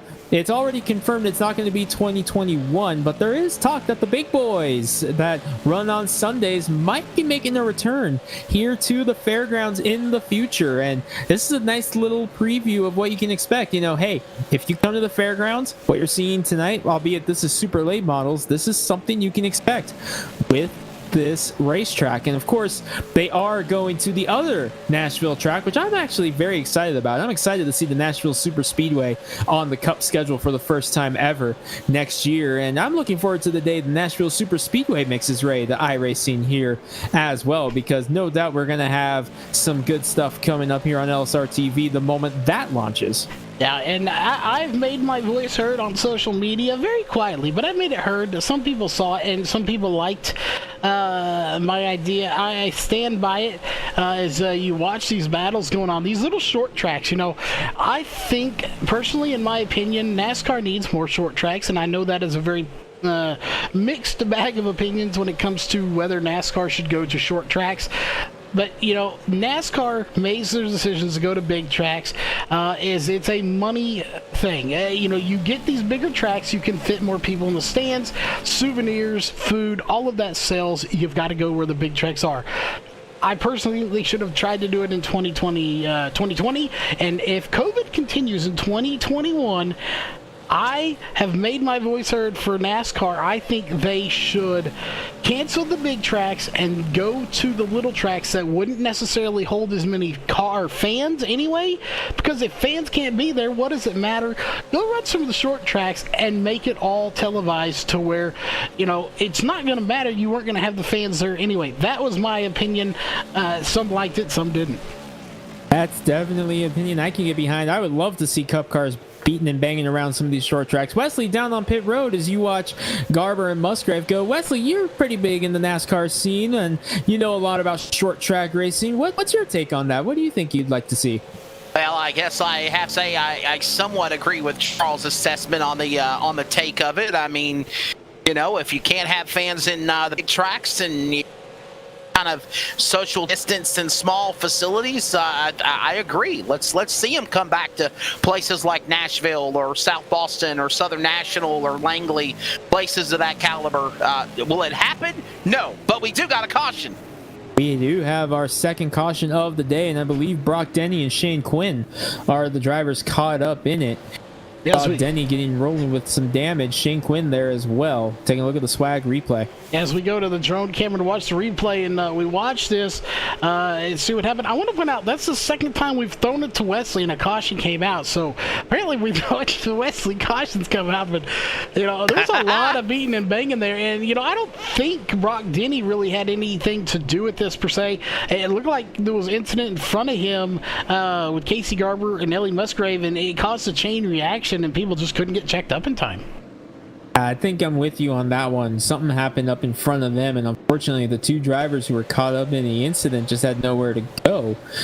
That one, let's take a look at it here as you see Isaiah Gill get to the inside of Musgrave. Musgrave coming down. There's a little bit of contact with Hector. Frazier has to check up to avoid running over the back of Hector. I don't know. That's two where honestly up here in the tower, I'm just chalking that up to hard racing. Yeah, I definitely agree. I'm not pointing the finger at anyone in particular. I'm just saying, hey, that's just two drivers fighting or looking for a spot of real estate there, and fortunately, looks like we're gonna have our fourth instance of the B main review. Yeah, that's definitely I agree with your assessment there. It's just going to be a racing deal. I wouldn't expect to see anyone tap on that. No one's going to think they're at fault because really there wasn't any one particular driver at fault. Like you said, just some really hard racing. And that puts us under caution here with 64 to go. We'll have about 60 laps to go in the A main number 2. And again, just some really good racing all around so far in both of these races. Considering the fact that this setup was not a favorite to these drivers, they're really doing a good job of keeping the caution counts. I believe the first one under 5, and so far under 5 here tonight as well. Hey, Greg, and can we elaborate real quickly on what you were talking about NASCAR returning back to Nashville? I have it in good authority that the conversations are, if NASCAR was to return to Nashville, it could possibly be for the All-American 400. Ooh, I have not heard that one. That's an interesting thought. Green flag back in the air. Wow, could you imagine that going down at Nashville? Wow, that's a thought. I like that idea. If you notice, you'll see it on the scenic cameras here. We have a camera pointing at it, and that poor cameraman has been standing there, and we never give him a break. But we're gonna get to that in a minute, as we're gonna have a break, and we're gonna have some broken cars as well. As that's the 19 of Marshall Peterson. Oh no, is that Carroll? That's Chris Carroll, the points leader. And we'll take a look, and that car does not look like it's in a good spot right now. Question is, how much damage did he get? All right, let's take a look at the replay. This may have started ahead of them. Oh, right there. Oh, and Carroll McKinney, just... McKinney and Peterson get together. Carroll, unfortunately, nowhere to go. And this one, I think we might see someone tap on this one because that one was a little bit more cut and dry, which two drivers were involved there. And it's just a matter of will they say, you know, hey, that was on me. Let's go on board here with Chris Carroll in the number 97, the points leader. Right There's there's McKinney. the contact.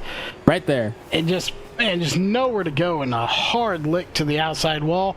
I do like the Red Bull helmet on the 19 in there. Got some Red Bulls, so gives you wings. Unfortunately, the 97 needed some wings to fly over that wreck, and unfortunately did not have any. They talking flying wings or taco wings? Either one would have probably helped you.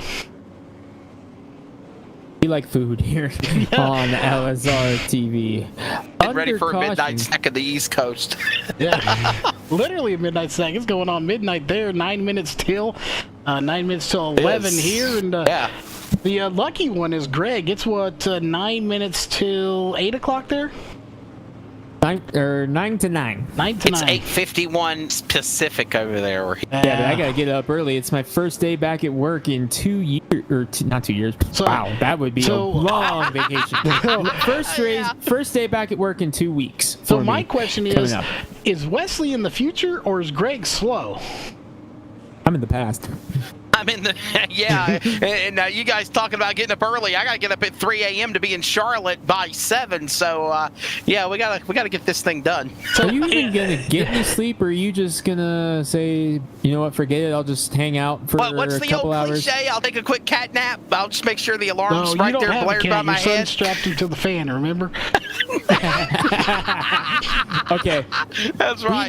The viewers need to hear that story. The viewers need to Oh hear my that story. goodness. Oh wow. Go ahead, Wesley. Oh, You I gotta can't give the believe y'all short- opened that door. Here, I will give the short version for you, Wesley. So, so basically, the short version of this is we got about a lap or so to go. Wesley got a call from his ex-wife, and his son had tied the cat to a ceiling fan and turned it on, and the cat was going around. And I don't know. He stuck the cat to the ceiling fan, and then he took the little hanger things to change the speeds and the light switch, and he tied the cat's paws to the ceiling fan. So he cut the switch on, and then he went from slow, medium to fast. and so my ex-wife goes in, and she's hearing this. So yeah. The cat was okay, though, Yes, right? the cat was okay. And so The cat was fine. Yeah, it was fine. So, and that's some of the stories you hear working LSR Can't believe y'all. TV. Hey, you talked about me gluing my hands together, so now we're even. I fell out of my chair and everything else. Yeah. Green flag back in the air as it has big been problems. cold Raz. Big problems. Ellie Musgrave and Bart Ector Jr. get together in turn number 1. No caution. That is surprising. That is very surprising. I want to see if maybe we can get a look at that. You can take Maybe a save the trigger. Yeah, let's take a look at that, because here we see the restart. Hector and Musgrave. Keep in mind it was a single file restart as well. See Hector taking a peek to the bottom. And Yeah. couple of shots there. Maybe the 82 1, not 2. real happy. Cave the door in. Yeah. That Look at that looked, LSR TV card giving her the assist to keep her right. Yeah, that's LSR TV drivers. We don't play around as we go back to live. And Ellie Musgrave all the way back to 23rd, 17th in the 23 spot. But Caden Anderson and Casey Garber are knocking on the back door of Cole Raz right now. This could get very interesting. Raz has been out front as we're fixing to be halfway home in 2 laps. But Anderson, no slouch there himself, and Garber coming in. Those two may have something for him. yeah. Garber lurking there in the 96. I'm watching Gill and Washington as well. And the guy who's got to be worried about that all is Cole Raz in the 21, because he's going to be the one trying to fend all these guys off halfway, 50 down, 50 to go in the second of 2 races here in this one. And Cole Raz, Anderson, Garber, your top 3. Sorry, Charles. They ever touch you? And I just want to throw this out there just because we poked a little fun at the cat story. We sometimes disclose things. I can honestly say for everyone out there watching, I hope everyone had a great new year as we are in 2021. But I can tell you from my own personal experience, you should not drink 8 bottles of sparkling grape juice. You will not feel good the next morning. It may not be an alcoholic beverage, but trust me, you will not feel good later that night and in the morning. That's from personal experience. Don't do that. Speaking of another driver, did you guys, Greg, see Seth Frazier's Facebook post last night? Very entertaining. Yeah, and I know the story behind that one. But going back to what Charles said, you're all of a sudden your announcers' phones will start ringing at 11:45 at night, trying to get a hold of them for some kind of discussion. Caution is out here again. Gary Smith and the 79 involved in it. And we'll take a look here and see what happened. Just when we get to a little bit of a funny story, they got to bring us back to the serious side with a caution coming out. And the question is, what is it going to be for? And it's a lap before. We know Gary Smith. That was in turn 3 and 4. Travis McKinney right behind. Contact. And the original here, and this should be a tap out on the 79 if he hasn't. We'll take one more look at this from our aerial coverage, again presented by All American Pools. And you'll see right here there was a very good battle, but I don't see any actual fault on the 48. It looks like the 79 of Gary Smith, maybe not. Maybe a little bit of netcode is there. That view gave a little bit of a different story. Travis McKinney did tap out in the 48, so he will tap out, take the EOL penalty, and that'll be it for McKinney. It will still go to review, but I think that would summarize that one up pretty well, I believe. Yeah, it was a little bit of netcode, a little bit of hard racing, and those are tough decisions for a review board when you see netcode like that, because you have to wonder, who's the one with the netcode issue? Is it the one making the pass? The one being passed? It's a very tough call. And I know you see all the time, people bashing leagues, bashing series. Oh, that was a bad call, this and that. But you have to remember, just like real life stuff, I know I've been at racetracks. I've had the distinct pleasure of having to show a wreck on a replay that I caught. You've called wrecks at a racetrack. I'm sure Wesley has. It's all about perspective and what view you have at the time. You really can't bash or trash anyone for making a call, because they have to make that call split seconds and based off of what they can see. It's a tough job, and I do not ever want to do it. I can attest, back in December, I did the Alabama State Championships as race director and receiver, and it was not fun. Very stressful. Yeah, I'm in the announcer's tower. My sister is in the next seat over. She is scoring / race directing, so I get that. Of having to make those calls. It's a very difficult job, and one that I'm glad I do not have to partake in. Green flag is out. I'm happy that I'm just the one that gets to talk about what you saw. Yeah, it's much better just having to talk about what you see on the track.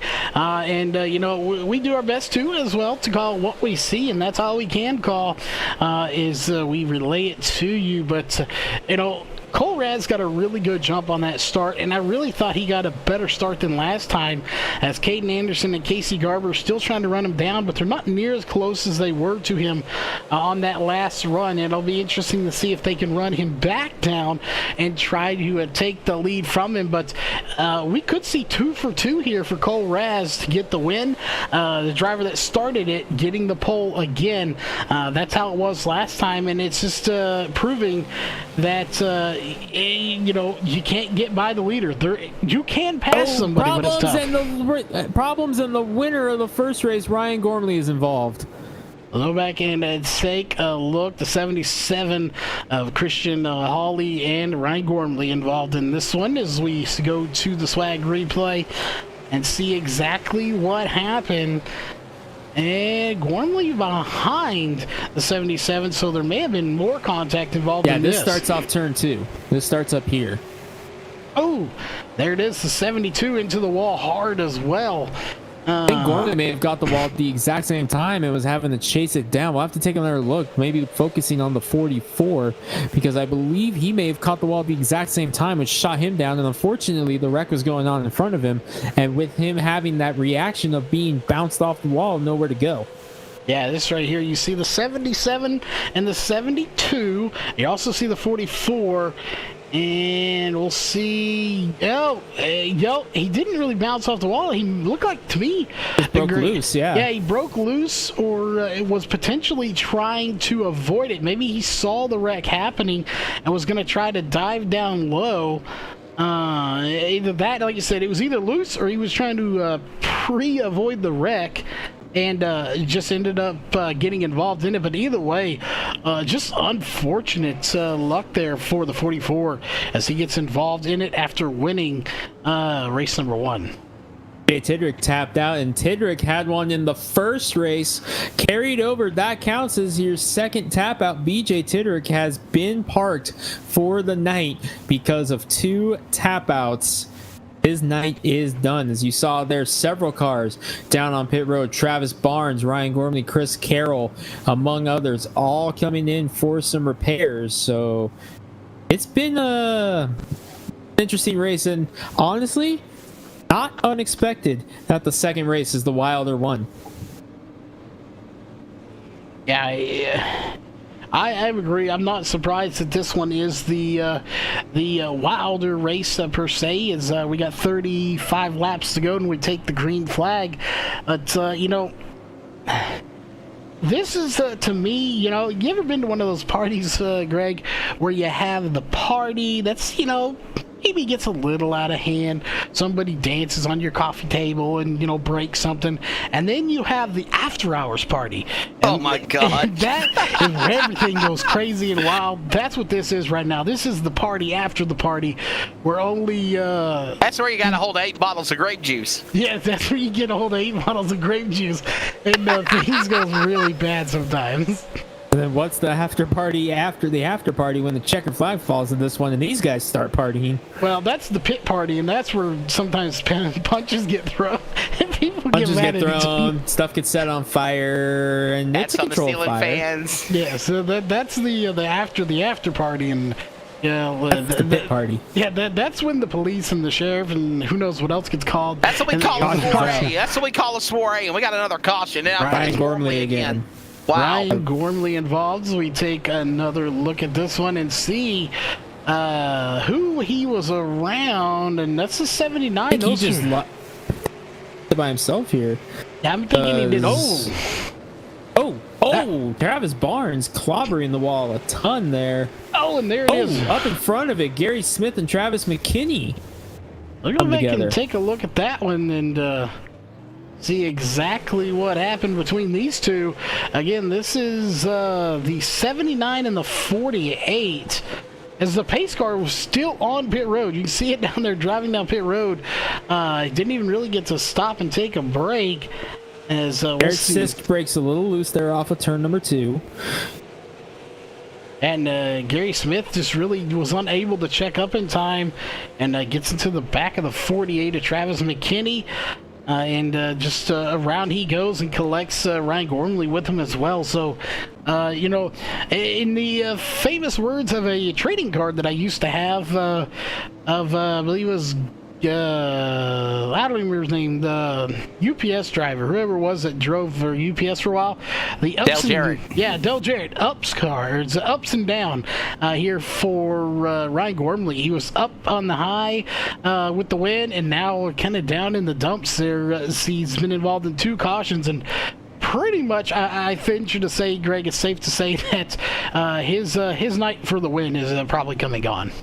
Yeah, that sounds like it's a done deal for Ryan Gormley. Gary Smith tapped out on that one, so he will take the EOL penalty. Now, just because a driver tapped, that does not mean, Charles, that that's the end of it, because the wreck still does go to review just to make sure no one else was at fault. I don't really see anything else in those replays that would say anyone else should have tapped there, but you never know. I mean, that's just our perspective. You never know what the review board's going to say. Review board's going to be busy tonight. They've already got 3 instances, 1 from the first one, 2 from the second, or actually 2 from the first one and 2 from the second one, plus 1 from the B main that no one tapped for, that they're going to have to go through and look at. The board is going to be a very busy place tonight.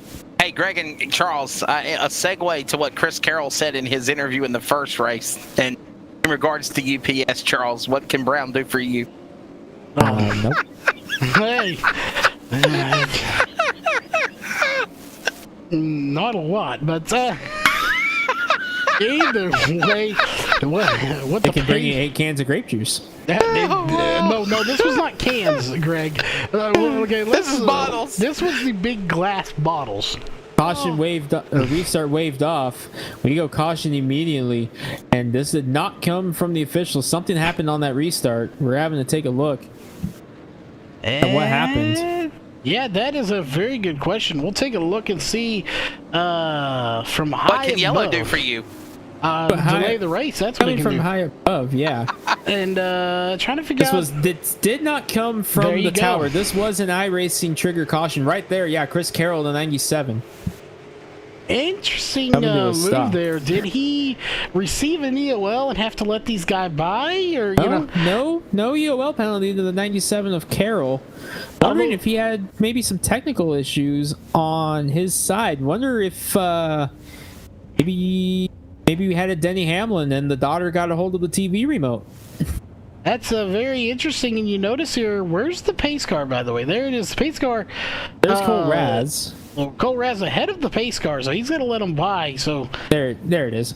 So interesting here what's going on. I thought maybe we had a glitch or something going on, but Cole Raz just a little faster than the pace car. He'll get behind. Oh, here's what happened. Chris Carroll got a black flag, and he was coming to a stop and trying to figure out what was going on, and triggered the caution. Chris Carroll got a mystery black flag, not sure where the black flag came from, and he was coming to a stop in an attempt to try to figure out what was going on, and the green flag had fallen out. So the black flag has been descended. We need to find out what happened to cause the black flag, but Chris Carroll has been given an EOL penalty for triggering the caution that will count as a tap out for the points leader, the 97 of Carroll. But wow, that's unfortunate. A black flag coming up on the 97, not sure for what. We'll have to see if maybe Wesley can go down and catch up with the 97 team and see if they can figure out what caused the black flag on the 97 of Carroll. Definitely Wesley earning his chicken wings here for pay this race. We're having lots of issues here tonight. Is again the second race. Definitely more action-packed and field than the first one was. It was kind of cut and dry, 3 or 4 cautions, and we're away we go. This one, a complete polar opposite, Greg. Yeah, and it has been definitely a race of attrition here in the second race. Wesley is actually just now getting back after catching up with the team on the 97. Wesley, what happened? Yeah, guys, I just spoke with the crew on the 97 of Chris Carroll, and he point blank says, I don't know what happened. I literally was coming off of the pit lane, and the next thing you know, iRacing served me a black flag, so I stalled my car, and then they threw a caution, and they gave him an additional penalty. So he said that he's definitely not happy. He doesn't understand what the penalty's for. I'm wondering if he maybe got a blend line violation. If coming off pit road, that tells me it's either a blend line violation for unsafe exit or a speeding penalty on pit road. And given the circumstances, I would have to imagine it was the latter. We're going to see what we're talking about right here. Let's see if we can pick it up off of turn number 2. You're going to see a blue cone. There it is, right there. about there, right there, the blue cone. You have to stay below the blue or the yellow line on the apron until you pass that blue cone, which is located all the way up in turn number 2. I'm wondering if Carroll may have come up just a hair early from that blue cone and triggered the black flag there. Yeah, you very well could have, as the green flag is back in the air. 24 laps to go as we are in the last quarter of this race number 2 100 lap twin 100s.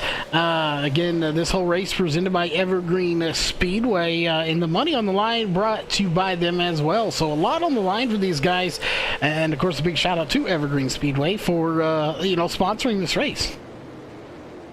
During unconfirmed reports, some fans in the stands are accusing Barney the Flagman of having one too many bottles of grape juice up there, Charles, and not paying attention to the race. Well, he has been known to have a few too many bottles of grape juice. And Barney may be drunk. I was questioning it after that's supposed to be a non-alcoholic, because we're responsible people here at LSR TV, and we had work to do the next day, but what work did we have to do the next day? I don't recall my phone telling me I had work the next day. I had to get up and play Minecraft, but blame it on the crew. Blame it on the crew. But regardless of that, Cole Raz, he is doing a fantastic job. He's led every lap. Anderson and Garber once again get a good start on him. They're right there. This has really been the story for the front anyway. These three, but nobody has been able to get by Cole Raz. They weren't able to get by Gormley either.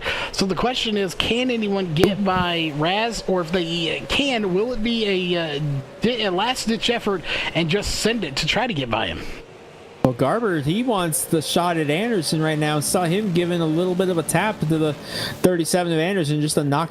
I'm here. 19, make it 18 to go this time by. And Casey Garber and Caden Anderson, Wesley's old buddies from the Snowball Derby, the real-life Snowball Derby. Yeah. Second and third right now, battling it out. But Cole Raz, one of the up-and-coming stars of Super Late Model Racing in the nation, going to run for the full Southwest Tour Championship, and understand he intends to at least come up to a couple races up here in the Northwest, where he resides in Lake Oswego, Oregon, and race around his home.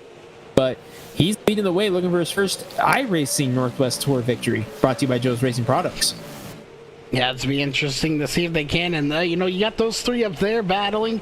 And look at this little group behind them. You've got Isaiah Gill, Seth Frazier, Josh Washington, who's actually fallen from first to seventh. So he's fallen backwards. But Jason Day, Seth Frazier, Isaiah Gill, they're moving forward here at the moment. Isaiah Gill really kind of been stagnant where he's at, hadn't moved frontwards or backwards. But the rest of these guys are definitely doing so. And you got a few more battles going on a little bit behind them as well, with the 06, the 41, and the 82. So really good battles going on all over this track. And this is a side-by-side battle going on for sixth right now between Washington and Levi Allen. Battling it out right now. Bart Ector Jr. lurking back there, trying to gain some ground. And this is going to be big for Bart Jr. because with Chris Carroll having that bad day, being pinned 23rd right now, that's really going to affect his average finishing position. Where Bart Ector Jr., he finished 8th in the first race, sitting 9th right now. If he can lock in a solid 8th finishing position for both races, he's going to be sitting really pretty for the average finishes, and he's going to gain some ground on Carroll in the point standings. Remember, Carroll, the points leader entering tonight. Hector in that 82 car battling on the inside of Washington right now. He was second in points entering tonight. He has a real good shot to chip away at the lead if he can stay up here in the top 10 and maybe gain another spot to help out his average finishing position here, with Chris Carroll struggling. Hey, Greg, and as we approach 10 to go, of the three drivers that we spoke to on the podium, got to give props to Sean Brightsman in that 46. He's in 11th right now. He's starting to climb the field. Yeah, Brightsman having the best run of those three right now. So right now, Sean Brightsman also looking very pretty to be the overall winner and take home the lion's share of that $150 purse put up by Evergreen Speedway tonight. Remember, $60 to the driver that has the best average finish of the 2 races, $40 to the driver with the second best average finish, $25 to the driver with the third best, and another random car that attempted the race tonight, whether they made the A-main or not. Any driver who attempted the race tonight eligible for another $25, brings us to $150. Big thank you to Doug and Tracy Hobbs for stepping up and doing that for us here at the Joe's Racing Products iRacing Northwest Tour. A big thank you to them for stepping up like that. But man, oh man, we have 2 polar opposite days here, and right now Brightsman and Hector are probably sitting pretty right now for a shot at that as well. Garber was up in the top 10 as well. Yeah, I'm. If I had to put my money on somebody, I'm gonna put it on Casey Garber. Yeah, I'm thinking Garber has, I believe he finished, 7th in the first one? 6th or 7th? Yeah, and we know Cole Raz, I don't believe, was in the top 10. Cole Raz finished 15th in that one because he had the struggles there. And Anderson faded at the end. Wreck, so early on, and then got faded in it, so he fell quite back. Yeah, I think Casey Garber's sitting pretty right now as the top spot for average finish. 5 laps to go right now. And Greg, you got to think, if he's of the same mindset we are, that he's sitting pretty right now, that very well could be why he's not pushing this issue too much to get up to the front. He doesn't need the win as the caution comes out. Caution's out with 5 laps to go. Not what Cole Raz wanted to see, as one car slow on the apron. That looks like Levi Allen. Yes, it is, in the 41 having it. There's that blue cone we talked about earlier. A better look at that. Let's take a look at what happened to the 41 of Allen. Hector right there. Allen lurking. Ooh, wall. Come up to number 4. Yep, just got the wall. And Hector's going to get a piece of it.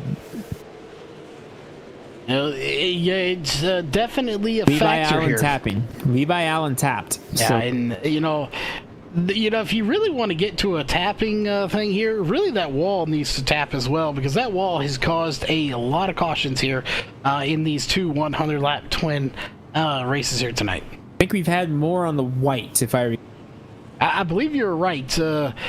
We have definitely had more contact with the well, you can white see a big scrape on the wall right there. Yeah. White portion of the wall. Yeah, looking around, most of the wall looks pretty clean, but you see the occasional spot where a car hit it where it's white that has a scuff. Chris Carroll is going to get the lucky dog. Here we see him come up the track. But, yeah. I think most of the hits have been on the white portions of the wall tonight. Cole Raz, no doubt he did not want to see that caution come out because he's sitting very, very pretty, pulling away from Anderson. This is going to set up a green-white checkered. Yeah, it is. Like I say, I was about to mention that. You talked about hitting the wall, hitting this. Well, we just hit our first green-white checkered as well, as these guys, it's almost like they secretly know Wesley has to be up at 3 a.m. And, of course, Wesley will be leaving us before the post-race show, as he has to attempt to get some sleep. Yes. Depending on how these guys race and how many of the green-white checkers we have to use, he might as well stay with us at that point. We very well could see, 2 or 3 that we can possibly get here, Greg?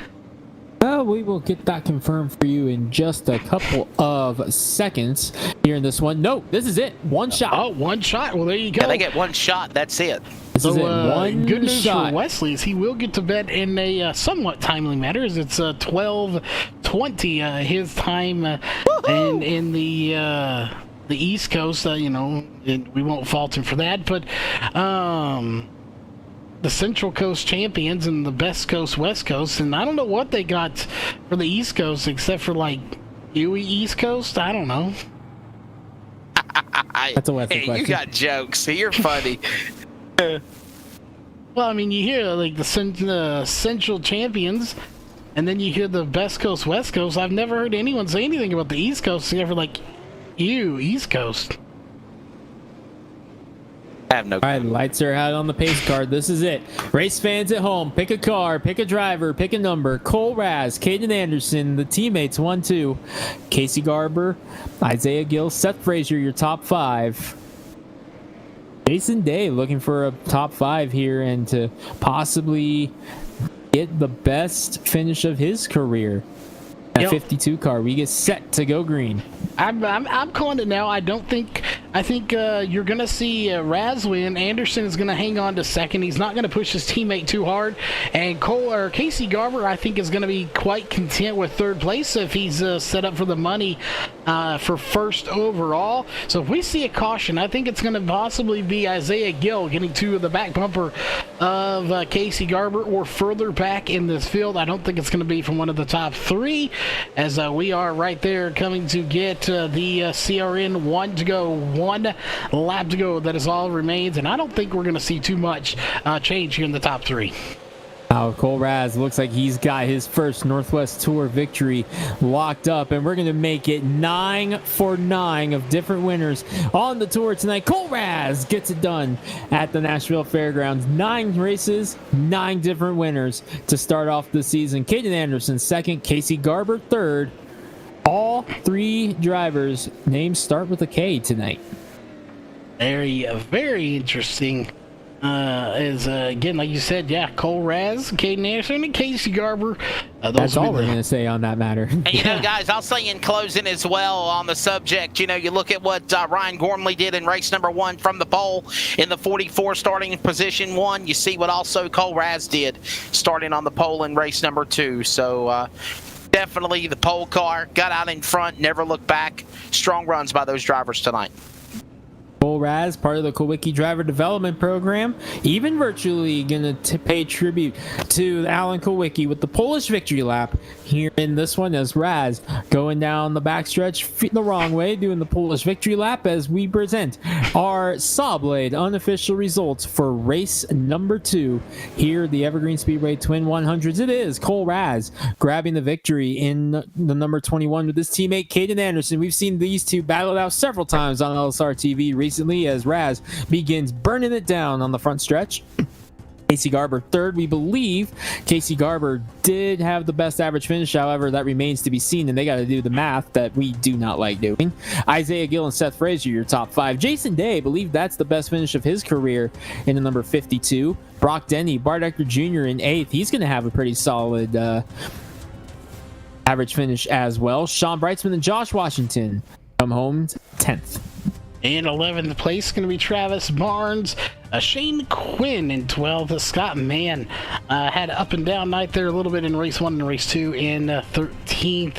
Ellie Musgrave started strong in race 1 due to the invert and slid back all the way to 14th position, followed by Garrett Sisk, Travis McKinney, Marshall Peterson, Ryan Gormley, who just had a disappointing race number 2 due to being caught up in wrecks that were not his own.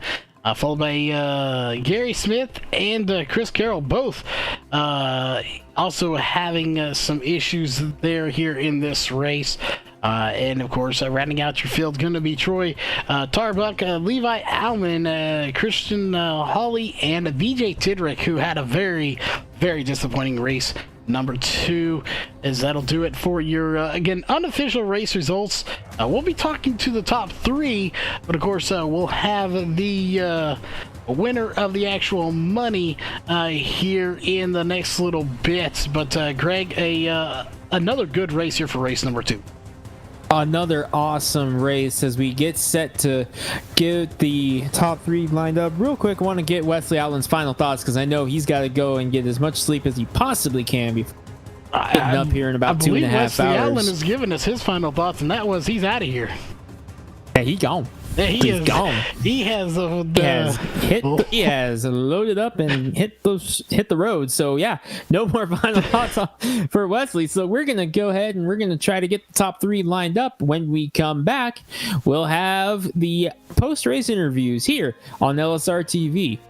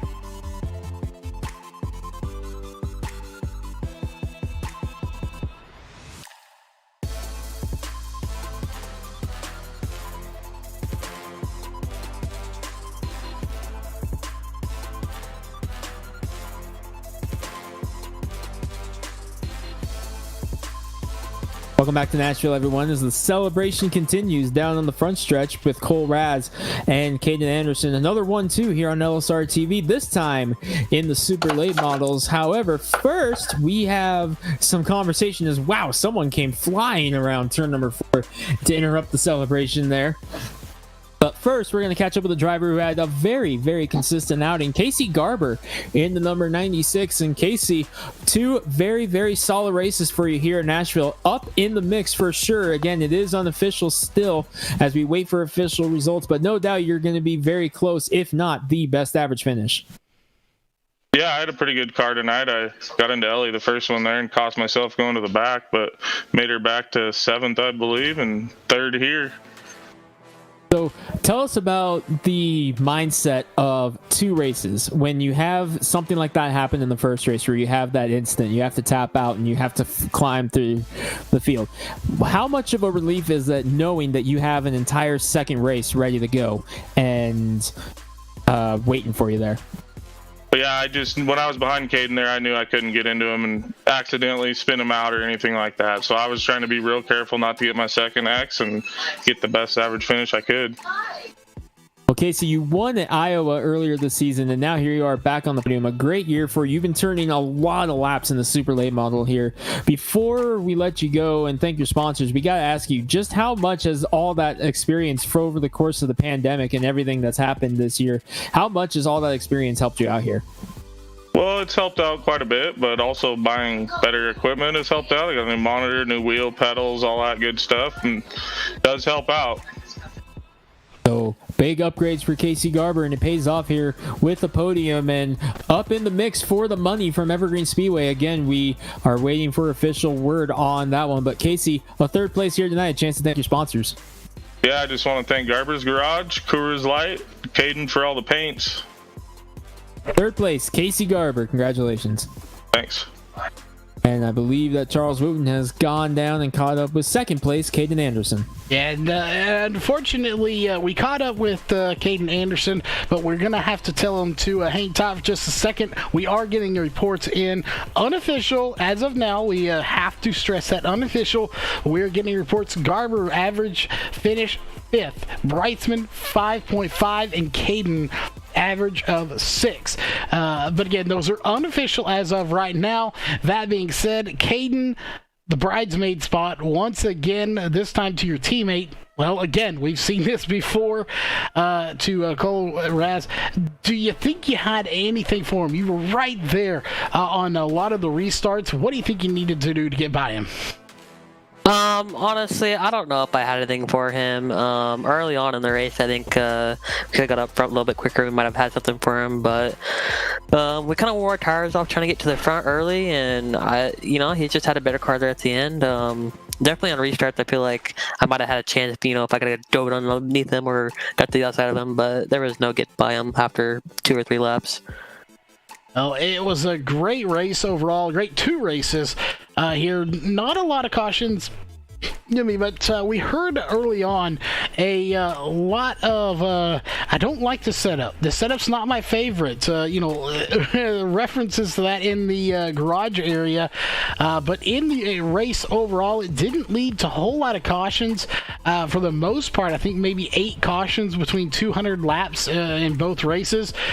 How did this car handle the longer you got into a run? Because in that first race especially, we had a really long green flag run. Yeah, in my honest opinion, I think this is probably one of the worst setups we've had. There was no passing. If you guys were about to equal speed, it was just too tight towards the end. But sometimes you come across those races and those setups to where you can't make a pass, and you just gotta do the best what you can do. So everybody had the same setup, and what happened? Oh, like they say, when you have lemons, you make lemonade, and you did it here tonight. You get 2nd place to your team. You get 1-2. Anyone on that car you need to thank for, getting your way to the runner-up spot here again tonight, sponsor-wise. Yeah, I wanted to thank Harvest Chevrolet, Custom Fab, Studio 10 Wraps, and LSR TV for hosting all this stuff and getting it broadcasted out to everybody.